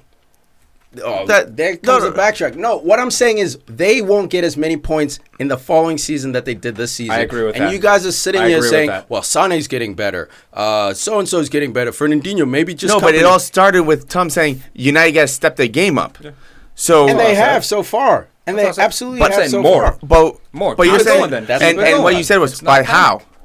Well, we just told you how. It's not through transfers. It's learning Pep's system. That's how. Okay, fair enough. I'm saying Man City doesn't get the same amount of points, which means, quote-unquote, it's I a agree step with that. backwards for them. They broke a record. 110%. So that's why I'm saying they're going to have a more normal year. And United, based on statistical normal years... Man City may pull off a treble. They may pull off a double. Dude, or they may focus all their energy on Champions League. Or they may finally get injuries playing this tough system. They did get injuries. No, like more injuries. They were one of the healthiest teams. What, 11 injuries so they don't miss out on the first? Dude, it happened to Liverpool. 11? It's happened to Liverpool. There are times when an injury plague just takes over a club. It's happened to Arsenal. Don't get me twisted. What I'm saying is Man City are going to be Man City next year, and I do anticipate them adding one or two more players. Will they make a major splash? Maybe. They are Man City, so the chance is there. I don't think they will, though. I think they know they're champions. They'll hold on to this nucleus of a team. What I'm saying is Man United, who finished second, in order to make it a more challenging league, you guys need to invest in your center mid. That's the number one position. Okay, so you brought in Fred. Savage. Now for me, number 2 is fullback. Because Lingard is occupying that attacking mid. It would be attacking mid with Juan Mata getting older, but Lingard, he's having the World Cup. Okay, let's see if he can hold it down. Now it's, can you get more production from your right back? We saw Valencia for the first time last year. Like, oh man, this guy's actually kind of looking old, dude. Like, we know he's jacked. We brought in a new right back. And then now the left back, Shaw, dude. Give Shaw his fair run. Okay, that's the risk you run. For me, that's my point. I'm saying Luke Shaw is done because of the way Mourinho treated him. Not because I'm done with him, but because of the way Mourinho treated him. Literally came out and said this was his season. Like, I'm here reading United blogs. It's not coming from out of my ass, dude. I'm saying the reflex nowadays is bye. For me, it's not, man. You look at this club. What we need is more production out of our stars. Pogba needs to step up. Mm-hmm. Rashford needs to get more playing time, but when he does, he needs to step up. Lukaku, more production. Like, the pieces are there. Sure, a fullback for me, a left back, other than Danny Rose, would be a luxury option. Yes, if we can get a Sandro, let's get him, dude. I'm not sitting here saying don't get Sandro. But I'm saying is, if you can't get Sandro... I guess it's really differs. But does the managerial style match the club style and match the player style? Is he getting the best out of these players by playing his style? Yes, he's a great coach and gets the best out of teams usually by his style. I think certain players... this team, is he getting the best out of? I think Lukaku is getting a lot out of. 100%. Lukaku is getting the most out of playing his system. Pogba is the only one, dude. Matic is playing out of his mind. He's vintage. Our defense, Phil Jones, killing it. De Gea, killing it. Young, solid year. Not great, but from what we expect, Young was one of the starters. Valencia, maybe not as productive as he used to be. So he's getting the best out of those players. The difference is everyone's still in love with that Fergie era. That era is dead, guys. Our football's going to evolve. I'm glad it's dead. I know it's dead. No, what I'm saying is everyone keeps comparing Fergie's United to Jose Mourinho's United. And the fans do too, Huss. You're not the only one. And the media does. I'm saying, sitting here as a guy who breathes this I'm club. usually the guy that always tells United fans that you're getting stuck in that Fair era. enough, And but I'm the not fact that getting you're stuck in talking- that. you're But I'm talking talking about about the actual players. Like Martial, he is dead. Talking about things that are dead. Martial's confidence is dead from that. Yeah, so get him out and bring someone else in. That's all I'm saying with Luke Shaw. If he did that with Luke Shaw, if he did that with Martial, why will he not do that with Pogba? Because Jose Mourinho came out and spoke about Luke Shaw. That's the difference. Okay. And he came out and talked about Pogba at times. Yes, and Pogba has talked about him, and Pogba says it's that shouldn't just spiral. I'm not arguing facts. I'm because the facts are the facts. You can't argue facts. I'm saying what I saw. Okay, this is now you're putting yourself in a situation with Luke Shaw. It's very risky. It can go either. It can go either way. But they train him. If Jose Mourinho says this is Luke Shaw's year to prove what he's got, if it works, they you're a train genius. with him. And if he doesn't, you sign Alexandro the next year. Like we can don't always win. spend. That's another year. You potentially don't win. Fair enough, but my point is, dude, we're not that far away. A team like Arsenal has to scrap everyone. This is a desperate year for Arsenal, and you guys aren't making nearly enough signings that you should be. You're not cleaning out house enough. You're not, dude. For the amount of it's actually, you know what, man. Dude, you know what? It's of actually work- slowly. It's slowly happening at Arsenal, but it's not. I wouldn't even say slowly because at this point with Arsenal, we haven't even bought anyone. We've made 3 signings already, so I'd actually say I do see a change that's happening now. What I'm saying is, are these top 4 players coming in at Arsenal? They're more not because we're not in Champions League. We're not top 4, so no, not top 4. Exactly, but the players you need to bring in need to get you into that top 4. I'm saying with United, dude, it's not. Again, we go back to our original argument of the house is not on fire, man. I get it. It's not as pretty to watch. But there's a microwave fire. No, yeah, That's I'm not. what I've been saying. I'm not saying the house is on fire in the and I've corner. been saying that fall. you don't And I know about. still think that United's going to finish in 2nd or 3rd. I just don't know if they're going to go over that hump and meet City up on the top of the mountain. I think What with I'm the style saying of football Man United play, if you're not gonna your style isn't fluid as much.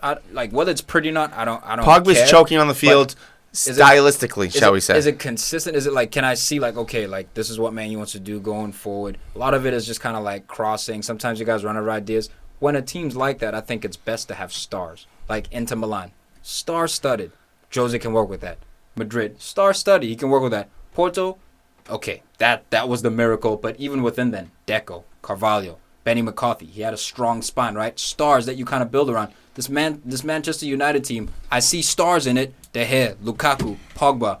But I think it's going to require more because the opposition have more. Well, it has to be. That's where we it has disagree. to be improved through the center midfield because Pogba has made statements saying sometimes I don't run back on defense because I know N'Golo Kante's there. Kante, yeah. Because I know he's back there. That's why we're trying to sign Milankovic-Savic. But is that N'Golo Kante? No, it's not. But there's only one N'Golo Kante. No, Savic does both, dude. Watch his highlights. But you said Fred earlier. Is Fred gonna be N'Golo Kante? Dude, he doesn't have to be because we have Matic. That's on N'Golo Kante. What we need is the production from the other guy next to Matic. I think you need an attack in midfield, not necessarily. No, we don't. We got Lingard up there, man. I like attacking Lingard. Mata. It's all good up top. Pogba, we can push Pogba up. Who else? That's it. That's it. What more attacking? You want a team of attacking mids like Arsenal? Well, Pogba's not. He's a center midfield who can play attacking mid. Yes, but with more freedom. If you have a guy like Fred who plays box to box, and Matic who plays the 6, we don't need two number 6s. So what's Milinkovic-Savic for then? An additional player, a body. For 38 games, like a body. That whole thing I'm talking about. That's central mids. Now it's your. But that's where our issue was last season, guys. I watched the 38 games. The issue was when Jones won the ball, he gave it to Matic, who's not a good distributor of the ball, and things would break down. Pogba would hide. You know what I mean? So if you have a guy like Fred who's comfortable with the ball at his feet, Savic who's comfortable with the ball at his feet, by the way, they both can drop in and break people's legs if they need to, thus giving Pogba a little more freedom. You unlock this guy. You guys see conflict as this is the end of Pogba and Mourinho. The conflict. No. Okay, not you guys. Huss sees it as the end. I don't see it as the end, but it could continue. A strong personality, but I don't think it will continue. I think it's improving, man. Pogba's numbers are improving. Yes, that first year was rough, but also Pogba needs to mature enough and say, look, I can play my system and be about that Instagram system, or I can listen to my coach. He wants me to defend more. I need to defend more and suck it up. That's what I'm saying. When it comes down head-to-head, Pogba, Mourinho, I'm always going to pick the manager. That's what my club was about. Beckham over Fergie. Always Fergie, dude. Fergie kicked out legends. Well, out of that's that because Beckham locker wasn't room. even the best team player on the team. At some living point, in the he Fergie was, era dude. now? Yeah. No, I'm saying the fucking. Fergie era No, now. I'm saying the blueprint of every club is to give the power to your manager and tell the players to go fuck themselves that's if they agreed, won't man. listen. That's agreed. But who's your best center back? Bye. Oh, the player that was out with 2 stints of injuries, one for 5 games and another for 21 games. Yeah. So is what if he goes down concerning, again? man. That is You have Smalling and Rojo, Dude, or no, he no, goes Smalling- injured, No, or no. This year, if he, no. if he steps No, up. we got So I'm Smalling saying- and Jones this year. Smalling and Jones all year, right? We can say those two we had. We had a better defense than Liverpool. We had a better defense than Arsenal. We Not had a second better half. Not second half when You Virgil know came why? in. The goalie. Dude, that's the goalie, fine. mate. The goalie was ridiculous. Dude, that's fine. why your defense was better. Because- And that's we why made we an can upgrade. afford to Because of your bend in goalie. that position. Just like your Because- forwards are Studley, right? Lacazette and Aubameyang, you can afford to I'm just bend. saying, when you have unlimited funds, why are you fucking around? Because we don't have unlimited funds, you do. dude. Man United No, is... no. Man FIFA United fair is... play, bro. And it's FIFA fair for play. you guys to play the game and fucking rig the No, dude, system. it's not. You know what? No, I don't it's not care. like I'm that. glad they're not buying everybody. Good. Which, Me too, which man. I think Man, they it's going to could. be another great season. Or at least Dude. one top It's top gonna player, be- like y'all 150 fucking mil type of It's player. going to be another think y'all great are fucking season. up by- Fucked you right guys now, up by man. fucking 10 points almost. Yeah, that's fine. Cheering to be second place. Nope. Sweet, Cheering bro. to back Yep. you rats back. Yep. fucking Honestly, I don't know what second the fuck place. you're talking Yay. Second place. Champions League. Cool. Would you rather finish second in league or second in Champions League? Yeah, Champions League. Okay. That's a really tough statement to say, but it is what it is. Go that was for the fact. Champions League. I'd rather take second over 38 games. I'd rather just not. sure. Yeah. I'd rather Champions League. Rather Yeah, finish for sure. sixth. CR7. Continue with that. all the way that way. Continue Not with him, but second in his way. Champions League. Keep barely getting into that top 4 over 38 games, man. That's where the backbone of a club is. The 38 games. Champions League is always a bonus. Russia, Croatia. Champions League is a bonus. It is. Champions League. Managers don't get fired Best unless in the you're country or Bayern best in the Munich. world? I was about to say. Is it best in the world? I was about to say Champions Yes. League's a priority. Is it best in the world? Is what Do best you in the understand world. how much shit Real Madrid got for giving up La Liga the last 2 years to Barcelona? We, as fans, give them props for Champions League. But their fucking leagues, dude, they were booing Ronaldo based on the league. You know what I mean? Like, Yeah, Over I'll put it this way. Those are the shittiest fans. In in the world. last- they're booing Ronaldo. In the last 10 They boo years, everyone. we've said that Juventus has kind of underachieved. not at all. Because they did really well in Italy, but they did not get that Champions League when they Not- should have not gotten at- even You know what, closer. you know what Not at happens? all, Us? You know, dude. Not they at all. flip flop. Champions League and league flip flop. When you dominate your league, which is what we've seen with Juventus, Exactly. now it's like, all right, that's all Man well and City. good. Where's the Champions League at? Man City. Now, Real Madrid, you dominate Champions League, 3 in a row. Now it's like, all right, where's your league at? So they won But the the double league, within but the one of those league, years, though. yeah, the league is the backbone of every club, man. You can't be coming in 4th and 5th, winning Champions League. No, Like, yeah, I agree with that, but there's certain clubs that are different. For the majority of us, the league Put is it where this it's way, at. That's, I'd rather that's what see- pays the bills. And then you want to go on vacation, Champions it's League. a bonus. Champions I'd League, rather the see vacation. United next year win the Premier League than the Champions League. Would you rather see them win Liverpool win the Premier League or the Champions League? That tells you everything you need to know about where the priorities are at. I me, don't it's- know. for I me, think it's Champions I think League. it's Champions League, dude. Because Arsenal's never won one. So for me, it's Champions League. For you, Right selfishly, it's Yeah. Champions League. I could but for the betterment of the club. I could see Champions Liverpool league only for the Small fact they money in haven't the Premier since League turning for into the winning. Premier League. But betterment that's an interesting question. Go ahead. I could see Liverpool only league because of the fact that they haven't won one since turning into the Premier League. But I still would rather have Champions League. Fair enough. It's just something about that big ass. Not for Champions me, man. League Cup. Best in Maybe. the world, not best in the country. That's true. And that's going to attract. But it also Every has a lot to player do with from the draws, world. man. I mean, AS Roma Doesn't- beat yeah. Barcelona. You know what I mean? Like, it's still a lot of luck. That's Okay, why for I'll me put it's it this not way. as square Yeah, I as mean, best in If the world. Liverpool finished second in Mexico beat England, Germany. if Is Liverpool Sweden finished top 8 country in the world? if Liverpool finished second in That's England this tournament. past year, No. do you think they'd be in a better position than they are now where they finished second in Champions League? If what? Say that again. If Sorry. Liverpool, for transfer reasons, on trying to get players over, do you think they would have been in better position finishing second in England or second in Champions League? Second in Champions League is always better. We're talking winning. Second in Champions League because there are only 2 clubs in that final stage. Mm-hmm. It's always better for business. Exposure. So second is better, but first isn't. 100%, dude. For me, 100%. Absolutely. I don't know about that. I don't know about I that. don't know. I can't really jump on that ship. Yeah. It's for club stability. You look at the priorities these directors set. Yeah, as long as you get top four. Okay, Actually, you don't even need top four when you get Champions League because you're automatically in Champions League. First place. Stability occurs over time. We're talking about a single year, right? No, I'm talking better for the club, which for me is stability, not just exposure. For my club, it's stability. For your club, it might be just exposure. That one flash year that Liverpool had when they won the Champions League. Spicy, take it easy. But they also finished top four. But I would rather finish top four, win Champions League. But look at your history. Then win the league and not are better for different clubs. Look what it's done. Exactly, dude. 100%. Yeah, look what it's done. It could be. For us, it couldn't be. Yeah, for sure. But I'm saying long term, it would be better for Arsenal to win a Premier League than a Champions League. Liverpool won it that year, 2006 or whatever. What kind of signings have you drawn since, dude? You've drawn. Well, they went back to the Champions League final 2 years after that. The reason why signings weren't premier signings because everyone saw it as like a one-hit wonder. If you win over 38 games, dude, Champions League I think is only 16 games you have to win. The reason why that there was just started being floodgates was mostly Mascherano wanted to leave, but also Alonso. Rafa went up to him. There's a story that Alonso said where Rafa went up to him and basically said, "I'm gonna be a man, and I'm looking to sell you," or roughly paraphrasing. I forget what it exactly is. And then Alonso went up to him and said, "Fine, I'll be the man, but now I want to leave." Basically, and then once he left. He was the most important person who left, in my mind. Agreed. And that's when everything went downhill. If you win over 38 games, I think it solidifies the players more because it's just more, more data going into the system. It's harder to win the league than it is the Champions League. Top players in the world. That's the only reason I say it's better, dude. Top players in the world. What's the one dream that they always say they want? Champions League, not league title. No. They want to play in Champions League. Of course, they want to win. No, they want to win Champions League, not title. Fair enough, 100%. But you don't need to win a Champions League to give him that. You just need the promise of Champions League football to get him to your club.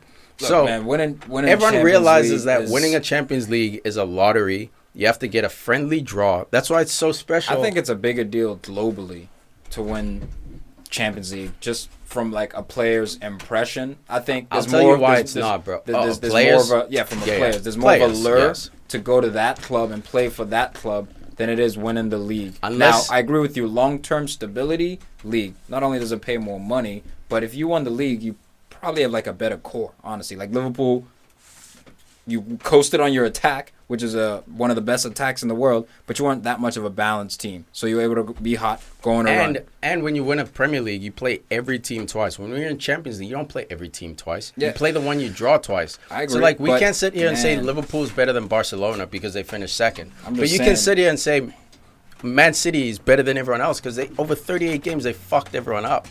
You know what I mean? You can't sit here and say Liverpool's better than Barca. I don't care what you say. They finished second. Barca crashed out to Roma. I don't give a fuck what you say. Out of 10 games, Barcelona will fuck Liverpool shit up. Plain and simple. And that's why for me, Champions League is more. It's more. I don't know about last year, man. I really don't know about last year. Man City was better record because of league. You but see what? 1, 2, 3. Yeah, 4 games. Liverpool won 3. Yeah. Lost 1 because they went down to 10 men. Yeah, I don't know about that last past season. I don't know, especially with Barca losing to Roma like that over 2 legs. Dude, for me, on paper, okay, but the game's not played on paper. Over 10 games, bro. Over 10 games. That's what I'm saying. Over 10 games. I think really Liverpool was that much better than Barcelona? It's not that they were that much better. It's just that Barca wasn't the Barca who we thought they were. I think they were, but they suffered for 2 legs, and everyone put that all up. Did you see? They went undefeated till match day 32, bro. What the fuck are we talking about here? No, they are so the Champions League, the fact that they dropped 2 legs to Roma, all of a sudden you're saying Liverpool. Did you see the form Liverpool had in the league? Without Salah, they were nothing, bro. Exactly, which is why I'm saying it's pretty damn close, man. It's not for me, man, because they were especially undefeated with the system, in the too. league. Like when I look at that Liverpool system, it matches up very well with Barca. Liverpool can let a team possess like Barca and then hit you on the counterattack. So I think it's pretty close to 50-50, man. You give the edge to Messi like you always do, maybe a 6-4, but I don't think it's an 8-2 kind of like automatic spanking last season, man. I think it's closer than you think. How'd Russia go? Undefeated. Right, dude. Let's Russia to talk about it Croatia. for like 2 minutes. Yeah, there wasn't much here, man. Two teams, blue-collar teams. There was a lot here. There was a lot of drama here, but like There's as a lot far as here. the play, outside of the goals, it was like a was chess cagey, game. man. It was cagey. It was a cagey game, dude. No one really wanted to open up. It was KJB. Exactly. KGB. KJB. It was lockerheads here, man. It was lockerheads. Incredible game, though. 4 goals, 2 in extra time. I mean, this is what dream stuff is made of. Bruh. That Shirashev ping. Oh, my God. Someone signed this dude. Did you guys have him on Lefty. FIFA? I mean, on fantasy? Nope. Oh, I did. Oh, okay, cool. Hey, did you finish number 1? Yep. Oh, shit. No. Watch out for Bingo It's Bango. not over. We'll get there. We know Huss leads at the top, and then the I last know. few, I forgot to set my lineup. Hey, Forgot to my set alarm didn't go lineup. off, so I couldn't set my alarm. The last 3 seasons, he's been like that. So yeah, Yeah. man. I was No. It's good to be leading on Two match- seasons. All right, it's good to 3 be seasons leading ago, on I match beat you day guys. 35. I came in first with you guys. I was eating 3 devil seasons. dogs, and the cream don't got even- on I my don't even fingers, eat so I devil couldn't dog, tie. I relax. couldn't tie up on my I eat cucumbers Oh my God, and Twinkies. and eggplants, celeries and hummus. I like hummus. You like hummus. Hummus.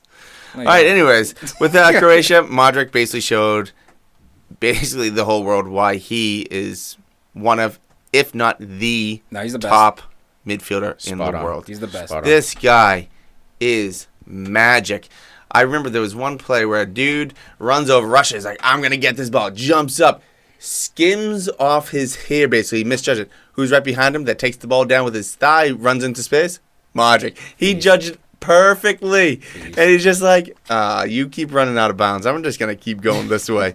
And the guy, I don't know what it is, but it's funny watching the World Cup, especially Croatia, with people who have never watched soccer or don't watch it on regular, because they look at Modric and go, who's that girl? Or who's that frail woman? Or something. He does not look like an athlete. He looks Let's all agree, he does not look like an athlete. with a He's a hook wizard. nose. Yeah, He looks like he's 95 pounds. He's and a then I wizard. have to explain to them what he does, how he does it, where he plays, all the good things about him. And by the end of that, they probably already walked away from me. But this guy is magic. He is, man. He's amazing. Luka Modric taking the game to a whole new level here. Rakati has been a little bit quiet these past 2 games. He's gonna need to step it up in the semis for sure. Because Modric, man, you can't just. It's your boy, man. Your partners. You gotta hold your partner down. For me though, I've been impressed with Rebic.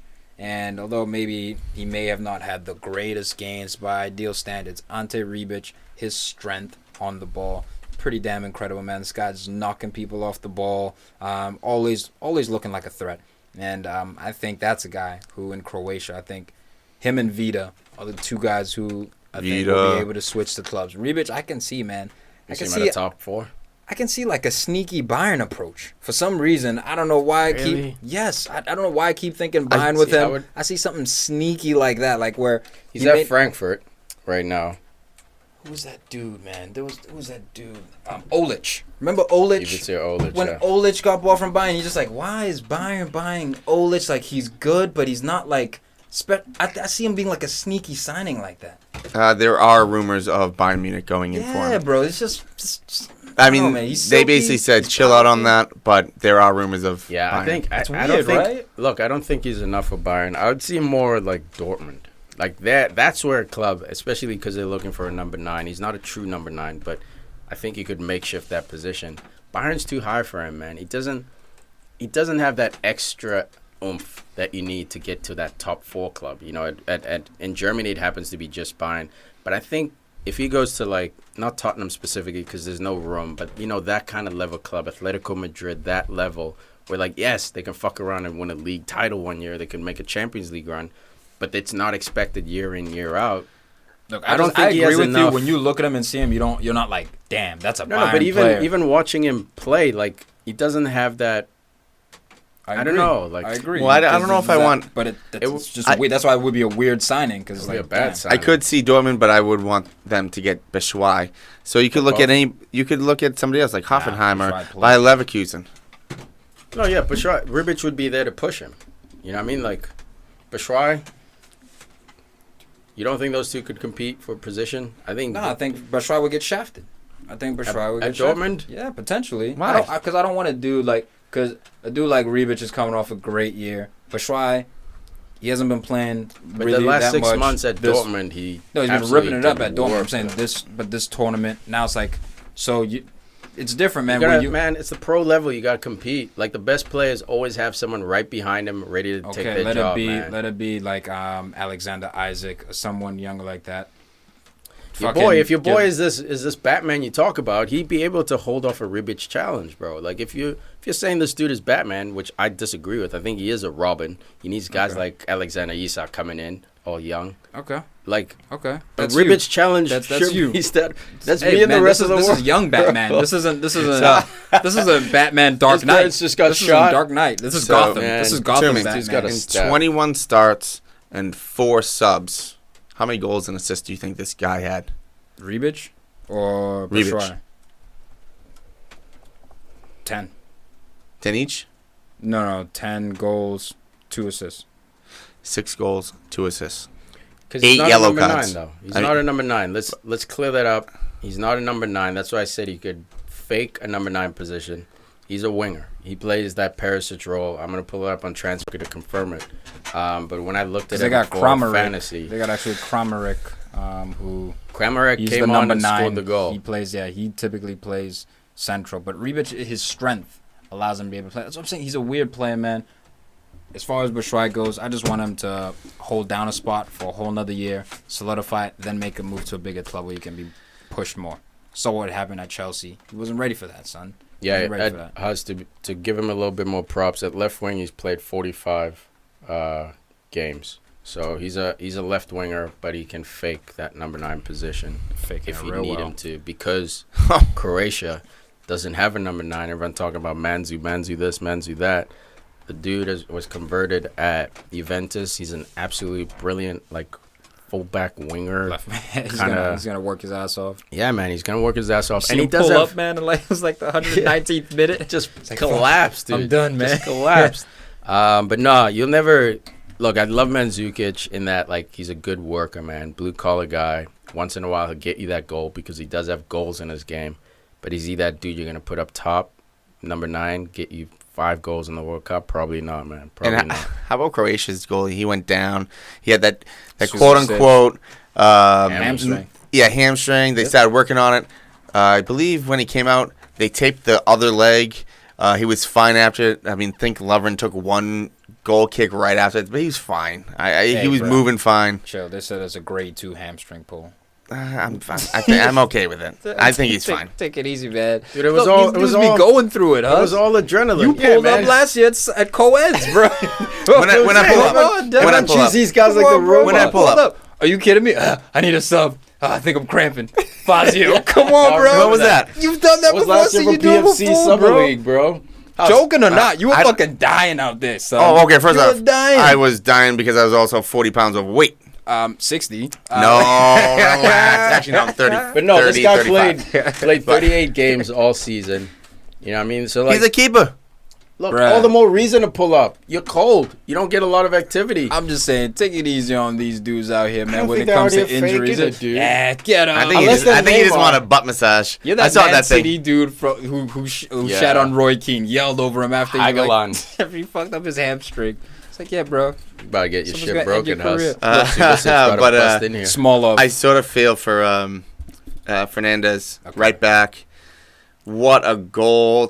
That was a tying goal for Russia. You see the stutter? That's what I'm talking Oh about. my- Zagoev, that he did that little stutter before the free kick. This I'm telling guy, you, that's I getting more like this popular. right back. I have him in FIFA at times.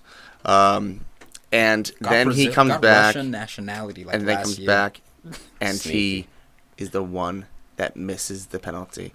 Yes, they missed 2, but he was the losing miss. Okay, but Smolov, fuck you, dude. If I'm Russian, okay, coming in with that Paneka, I'ma just try Paneka to the left. He a little was bit. at least on target and close to scoring. No, Huss. This No, other he dude wasn't. missed Huss. the net. He wasn't Huss. close to scoring. No, bro. Your chip PK might as well be wide. I respect a guy who's going to miss wide because he's trying to aim for a corner. He's trying to do the right Yeah, thing. bro, This guy exactly. was trying to be Trying to cute. be fancy. He was trying to be Zinedine Zidane on If the big it works, stage, bro. you're the man.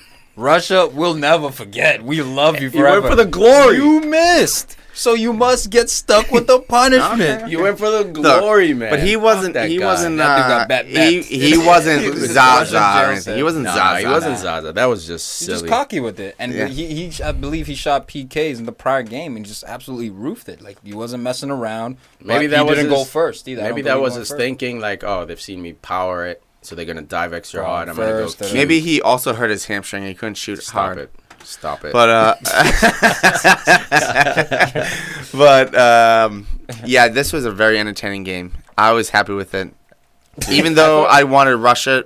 A part of me wanted Russia to stay in because the atmosphere that those fans brought. But I really wanted Modric to move on because I think he deserves it, and even Rakitic a bit because I think he gets the short end of the stick at Barca because he is playing next to Iniesta and Messi and Neymar when he was in Suarez, I so he think kind of gets people- forgotten a bit. People, I think, grew to appreciate Rakitic, but I do agree that he's his reputation to the unknowing footballer is not that high, not as high as it should be. One person though, Mandzukic. I can't say his goddamn name. I think I was pretty close on that. How many times does this guy have to go down and flop? He's almost on Neymar level.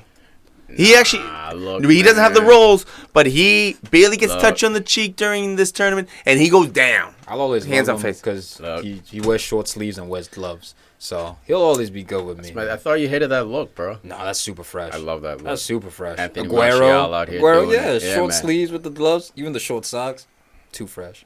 Look, Mandzukic, Anyway. man, I hear your bus. He had his moments, but this guy's a warrior, man. You watch him for Juventus. Warrior? He's an absolute warrior. He can gives get it hit all. down by a paper airplane. He can be. He can go down. He's been soft. pushed down by a fan. He can go down soft.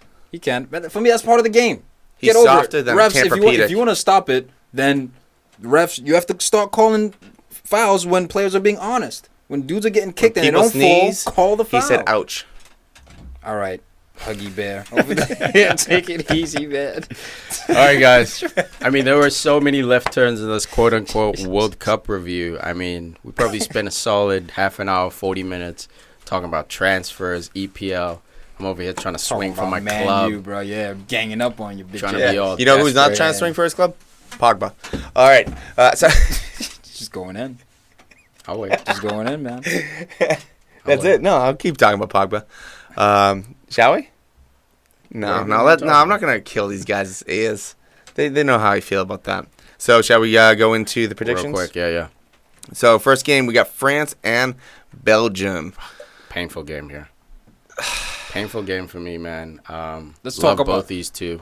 I kind of want to do a deep dive in this, man, because Deep dive. I know We've been a- doing deep dive. We've been Yeah, in the. we've been diving too We've deep. been scuba diving all podcast all right, long. I just want to have Tiki then reflect because we did get a Facebook message in which I thought was handled efficiently about About what? the About what? A fan was like, I don't understand why Tiki and Tom, as black dudes, why do you support European teams like Belgium and France? And first, France is an African team. But to be a little bit more serious, he asked that question, posed it like, look, there's been atrocities that they've He committed. posed it with a tint, too, a little snarky tint, which I didn't appreciate. It wasn't a general, like, hey, man, just curious. It was more like, you guys are idiots. Sellouts. Why you, It was yeah. like a sellout type of thing. And I thought you just want to speak on that just a little bit because I thought the response was pretty brilliant. Yeah, man. So for me, like, you can choose to crucify nations. Obviously, there are exceptions. World War II's Germany and a few other nations where just blanket wide they were, against human rights. But for me, a country like England, the fact that we're all speaking English right now goes to show you at some point they conquered the world. They forced us to make English the world language. It could have easily been German, could have been Italian, but it happened to be English. So Could have been Soto. it could have been Sutu Zulu. But we're sitting here speaking English. So for me, man, I support these countries, especially because they do have black players as well. So you can see there's an evolution. There's still a few countries out there who refuse to have black players, and it could be a supply thing, blah, blah, blah. It could be political as well. But Belgium has a lot of refugees, and I know my history with Belgium. They committed some of the largest atrocities in Africa, number-wise, like murdering Africans. For sure, I'm well aware of that. But those are people of that time, and I can choose to critique the people of today, and I do the rotten apples. But overall, man, I play it case by case. I try to see the best in people. I think Belgium winning the World Cup is not a slight to Africa. I think France winning is not a slight. I think England, you look at the English team, half of those players are black or of black descent. You know, mixed parents, African mixed descent, race, yeah. African descent, blah, blah, blah. I think it's a beautiful thing, man. And we can for sure look at the past and be all grudgy about it. Brazil, at some point, hated Pelé because he was from an African colony. His origins were African. And the he straight color up of his looked skin. black. He didn't look like stereotypically Brazilian. With, Exactly, like beige. Neymar's kind of like Beige, that beige, yeah, exactly. yeah. But look, you look at Pelé, he's proper full on black. He's Willian black. Willian is full on black, and I love the fact that they ended up worshiping this guy because that's what sports can do for you, man. You look at Jesse Owens running for America. In front of Hitler, winning that 100-meter race, being the fastest man on this planet. Meanwhile, Hitler's making speeches about how inferior blacks are. He gets home, he still can't drink from the same water fountain everyone else can. You know, so it's those things. Sports helps us move forward. Sports is really like the one arena, and we see it before every game. Say no to racism, players intermingling from each country, taking the picture pre-game. Sports is the one It's an place equalizer. it's a meritocracy, right? So you're there typically through your merit, especially at the highest level. Will there be hookups? Yes, that will always be there, right? But most of the time it's merit. It's merit based, and that's why when it comes to something like the World Cup, it's supposed to bring people together. So what I would say to Ricardo is, don't let the especially in sports and other things I understand, but don't let the past, especially outside of sports, influence what's happening in a tournament like this in the World Cup, where we see the positive messages of saying no to racism. Different players, you got De black Bruyne players and playing on Lukaku Germany on the and same all that. country. Yeah, Like who would have thought? You know So what I mean? yeah, that Marwan Fellaini as well, Turkish descent. Like he's playing for Belgium. Like it's a beautiful thing. You got Pogba and Griezmann of the same nationality. Like that's a and beautiful they earned thing. their spot there too. They're not Exactly. there just because It's not affirmative action. Yeah. You know what I mean? So like, yeah, man, I hear what you're saying, Ricardo. We hear what you're saying, but for me, man, that doesn't belong in sports. It's rotten apples, and of course, there's still bananas being thrown at black players. We are. Trust me, as a black dude, especially in America, I'm well aware of the bullshit going on. But for those 90 minutes, you're not winning because you're an all-white country or an all-black country or you have more black, more white, blah, blah. You're winning, like Tom said, merit. For those 90 minutes, you played the best, you got the most goals, on you go. So the racism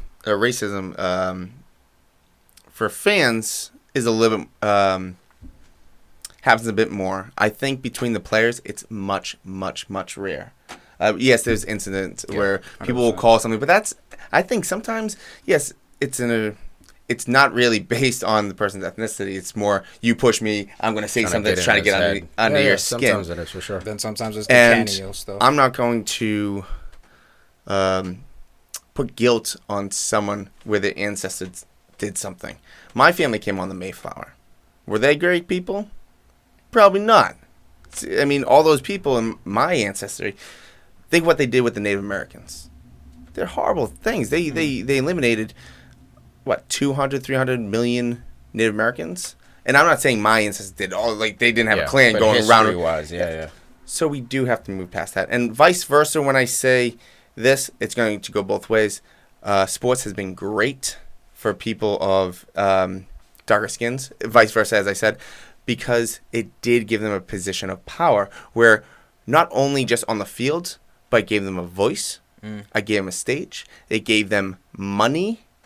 I mean, sure. We're looking at this so many times, even with the NFL now, with the whole nailing and I don't want to get too far into it, but I do hear some people with African-American reporters say, I'm not going to criticize a sport on the NFL on certain things because this sport, this organization has been allowing people of minority backgrounds to become rich and more or less powerful For me people. now it becomes like the other stuff. Like when we look at okay, how many black coaches coach at the World Cup? There's one from Senegal. How many African nations were there? Was there 4? So I'm looking at it and it's like things like that, maybe ownership, right? You want to talk about NFL, 70% of the league is black. How many owners are black? You know what I mean? So there's things like that now where we can look at, but we don't want to get don't want to dive too deep. I just wanted to bring this up because I thought it was an important thing to bring up. Yeah, like again, all that stuff, like getting a manager job is as much as we want to say it's meritocracy, it's not always. That's more political. Who you know, did you grow up in the right channels? Do you have the right network?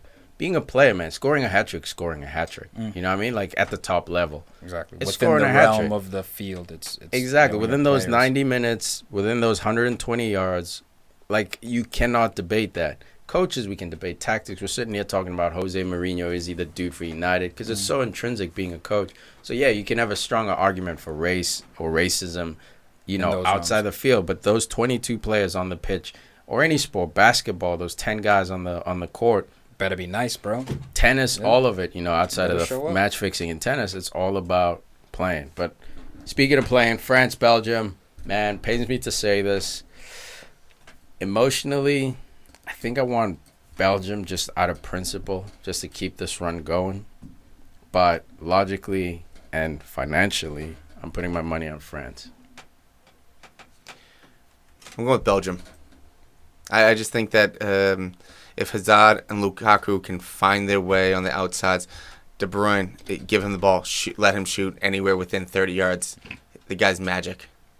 All right, Rafael Varane, this is your time, son. You're going up against a truck in Lukaku, and I've deemed you the best center back in the world here.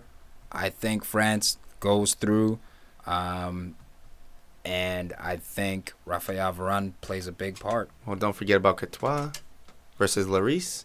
Who would you rather have? I would rather have Courtois. For sure, Courtois. He has that extra, I think, 5 feet of arm length, and then Lloris. Sometimes it's too goofy, though. He can't get down quick enough. He's got to get that kick save in his game. He got kick saves in his game. Croatia versus England. England through and through, man. I don't know what it is. I have a block against Croatia, man. This team is good. Give it up, man.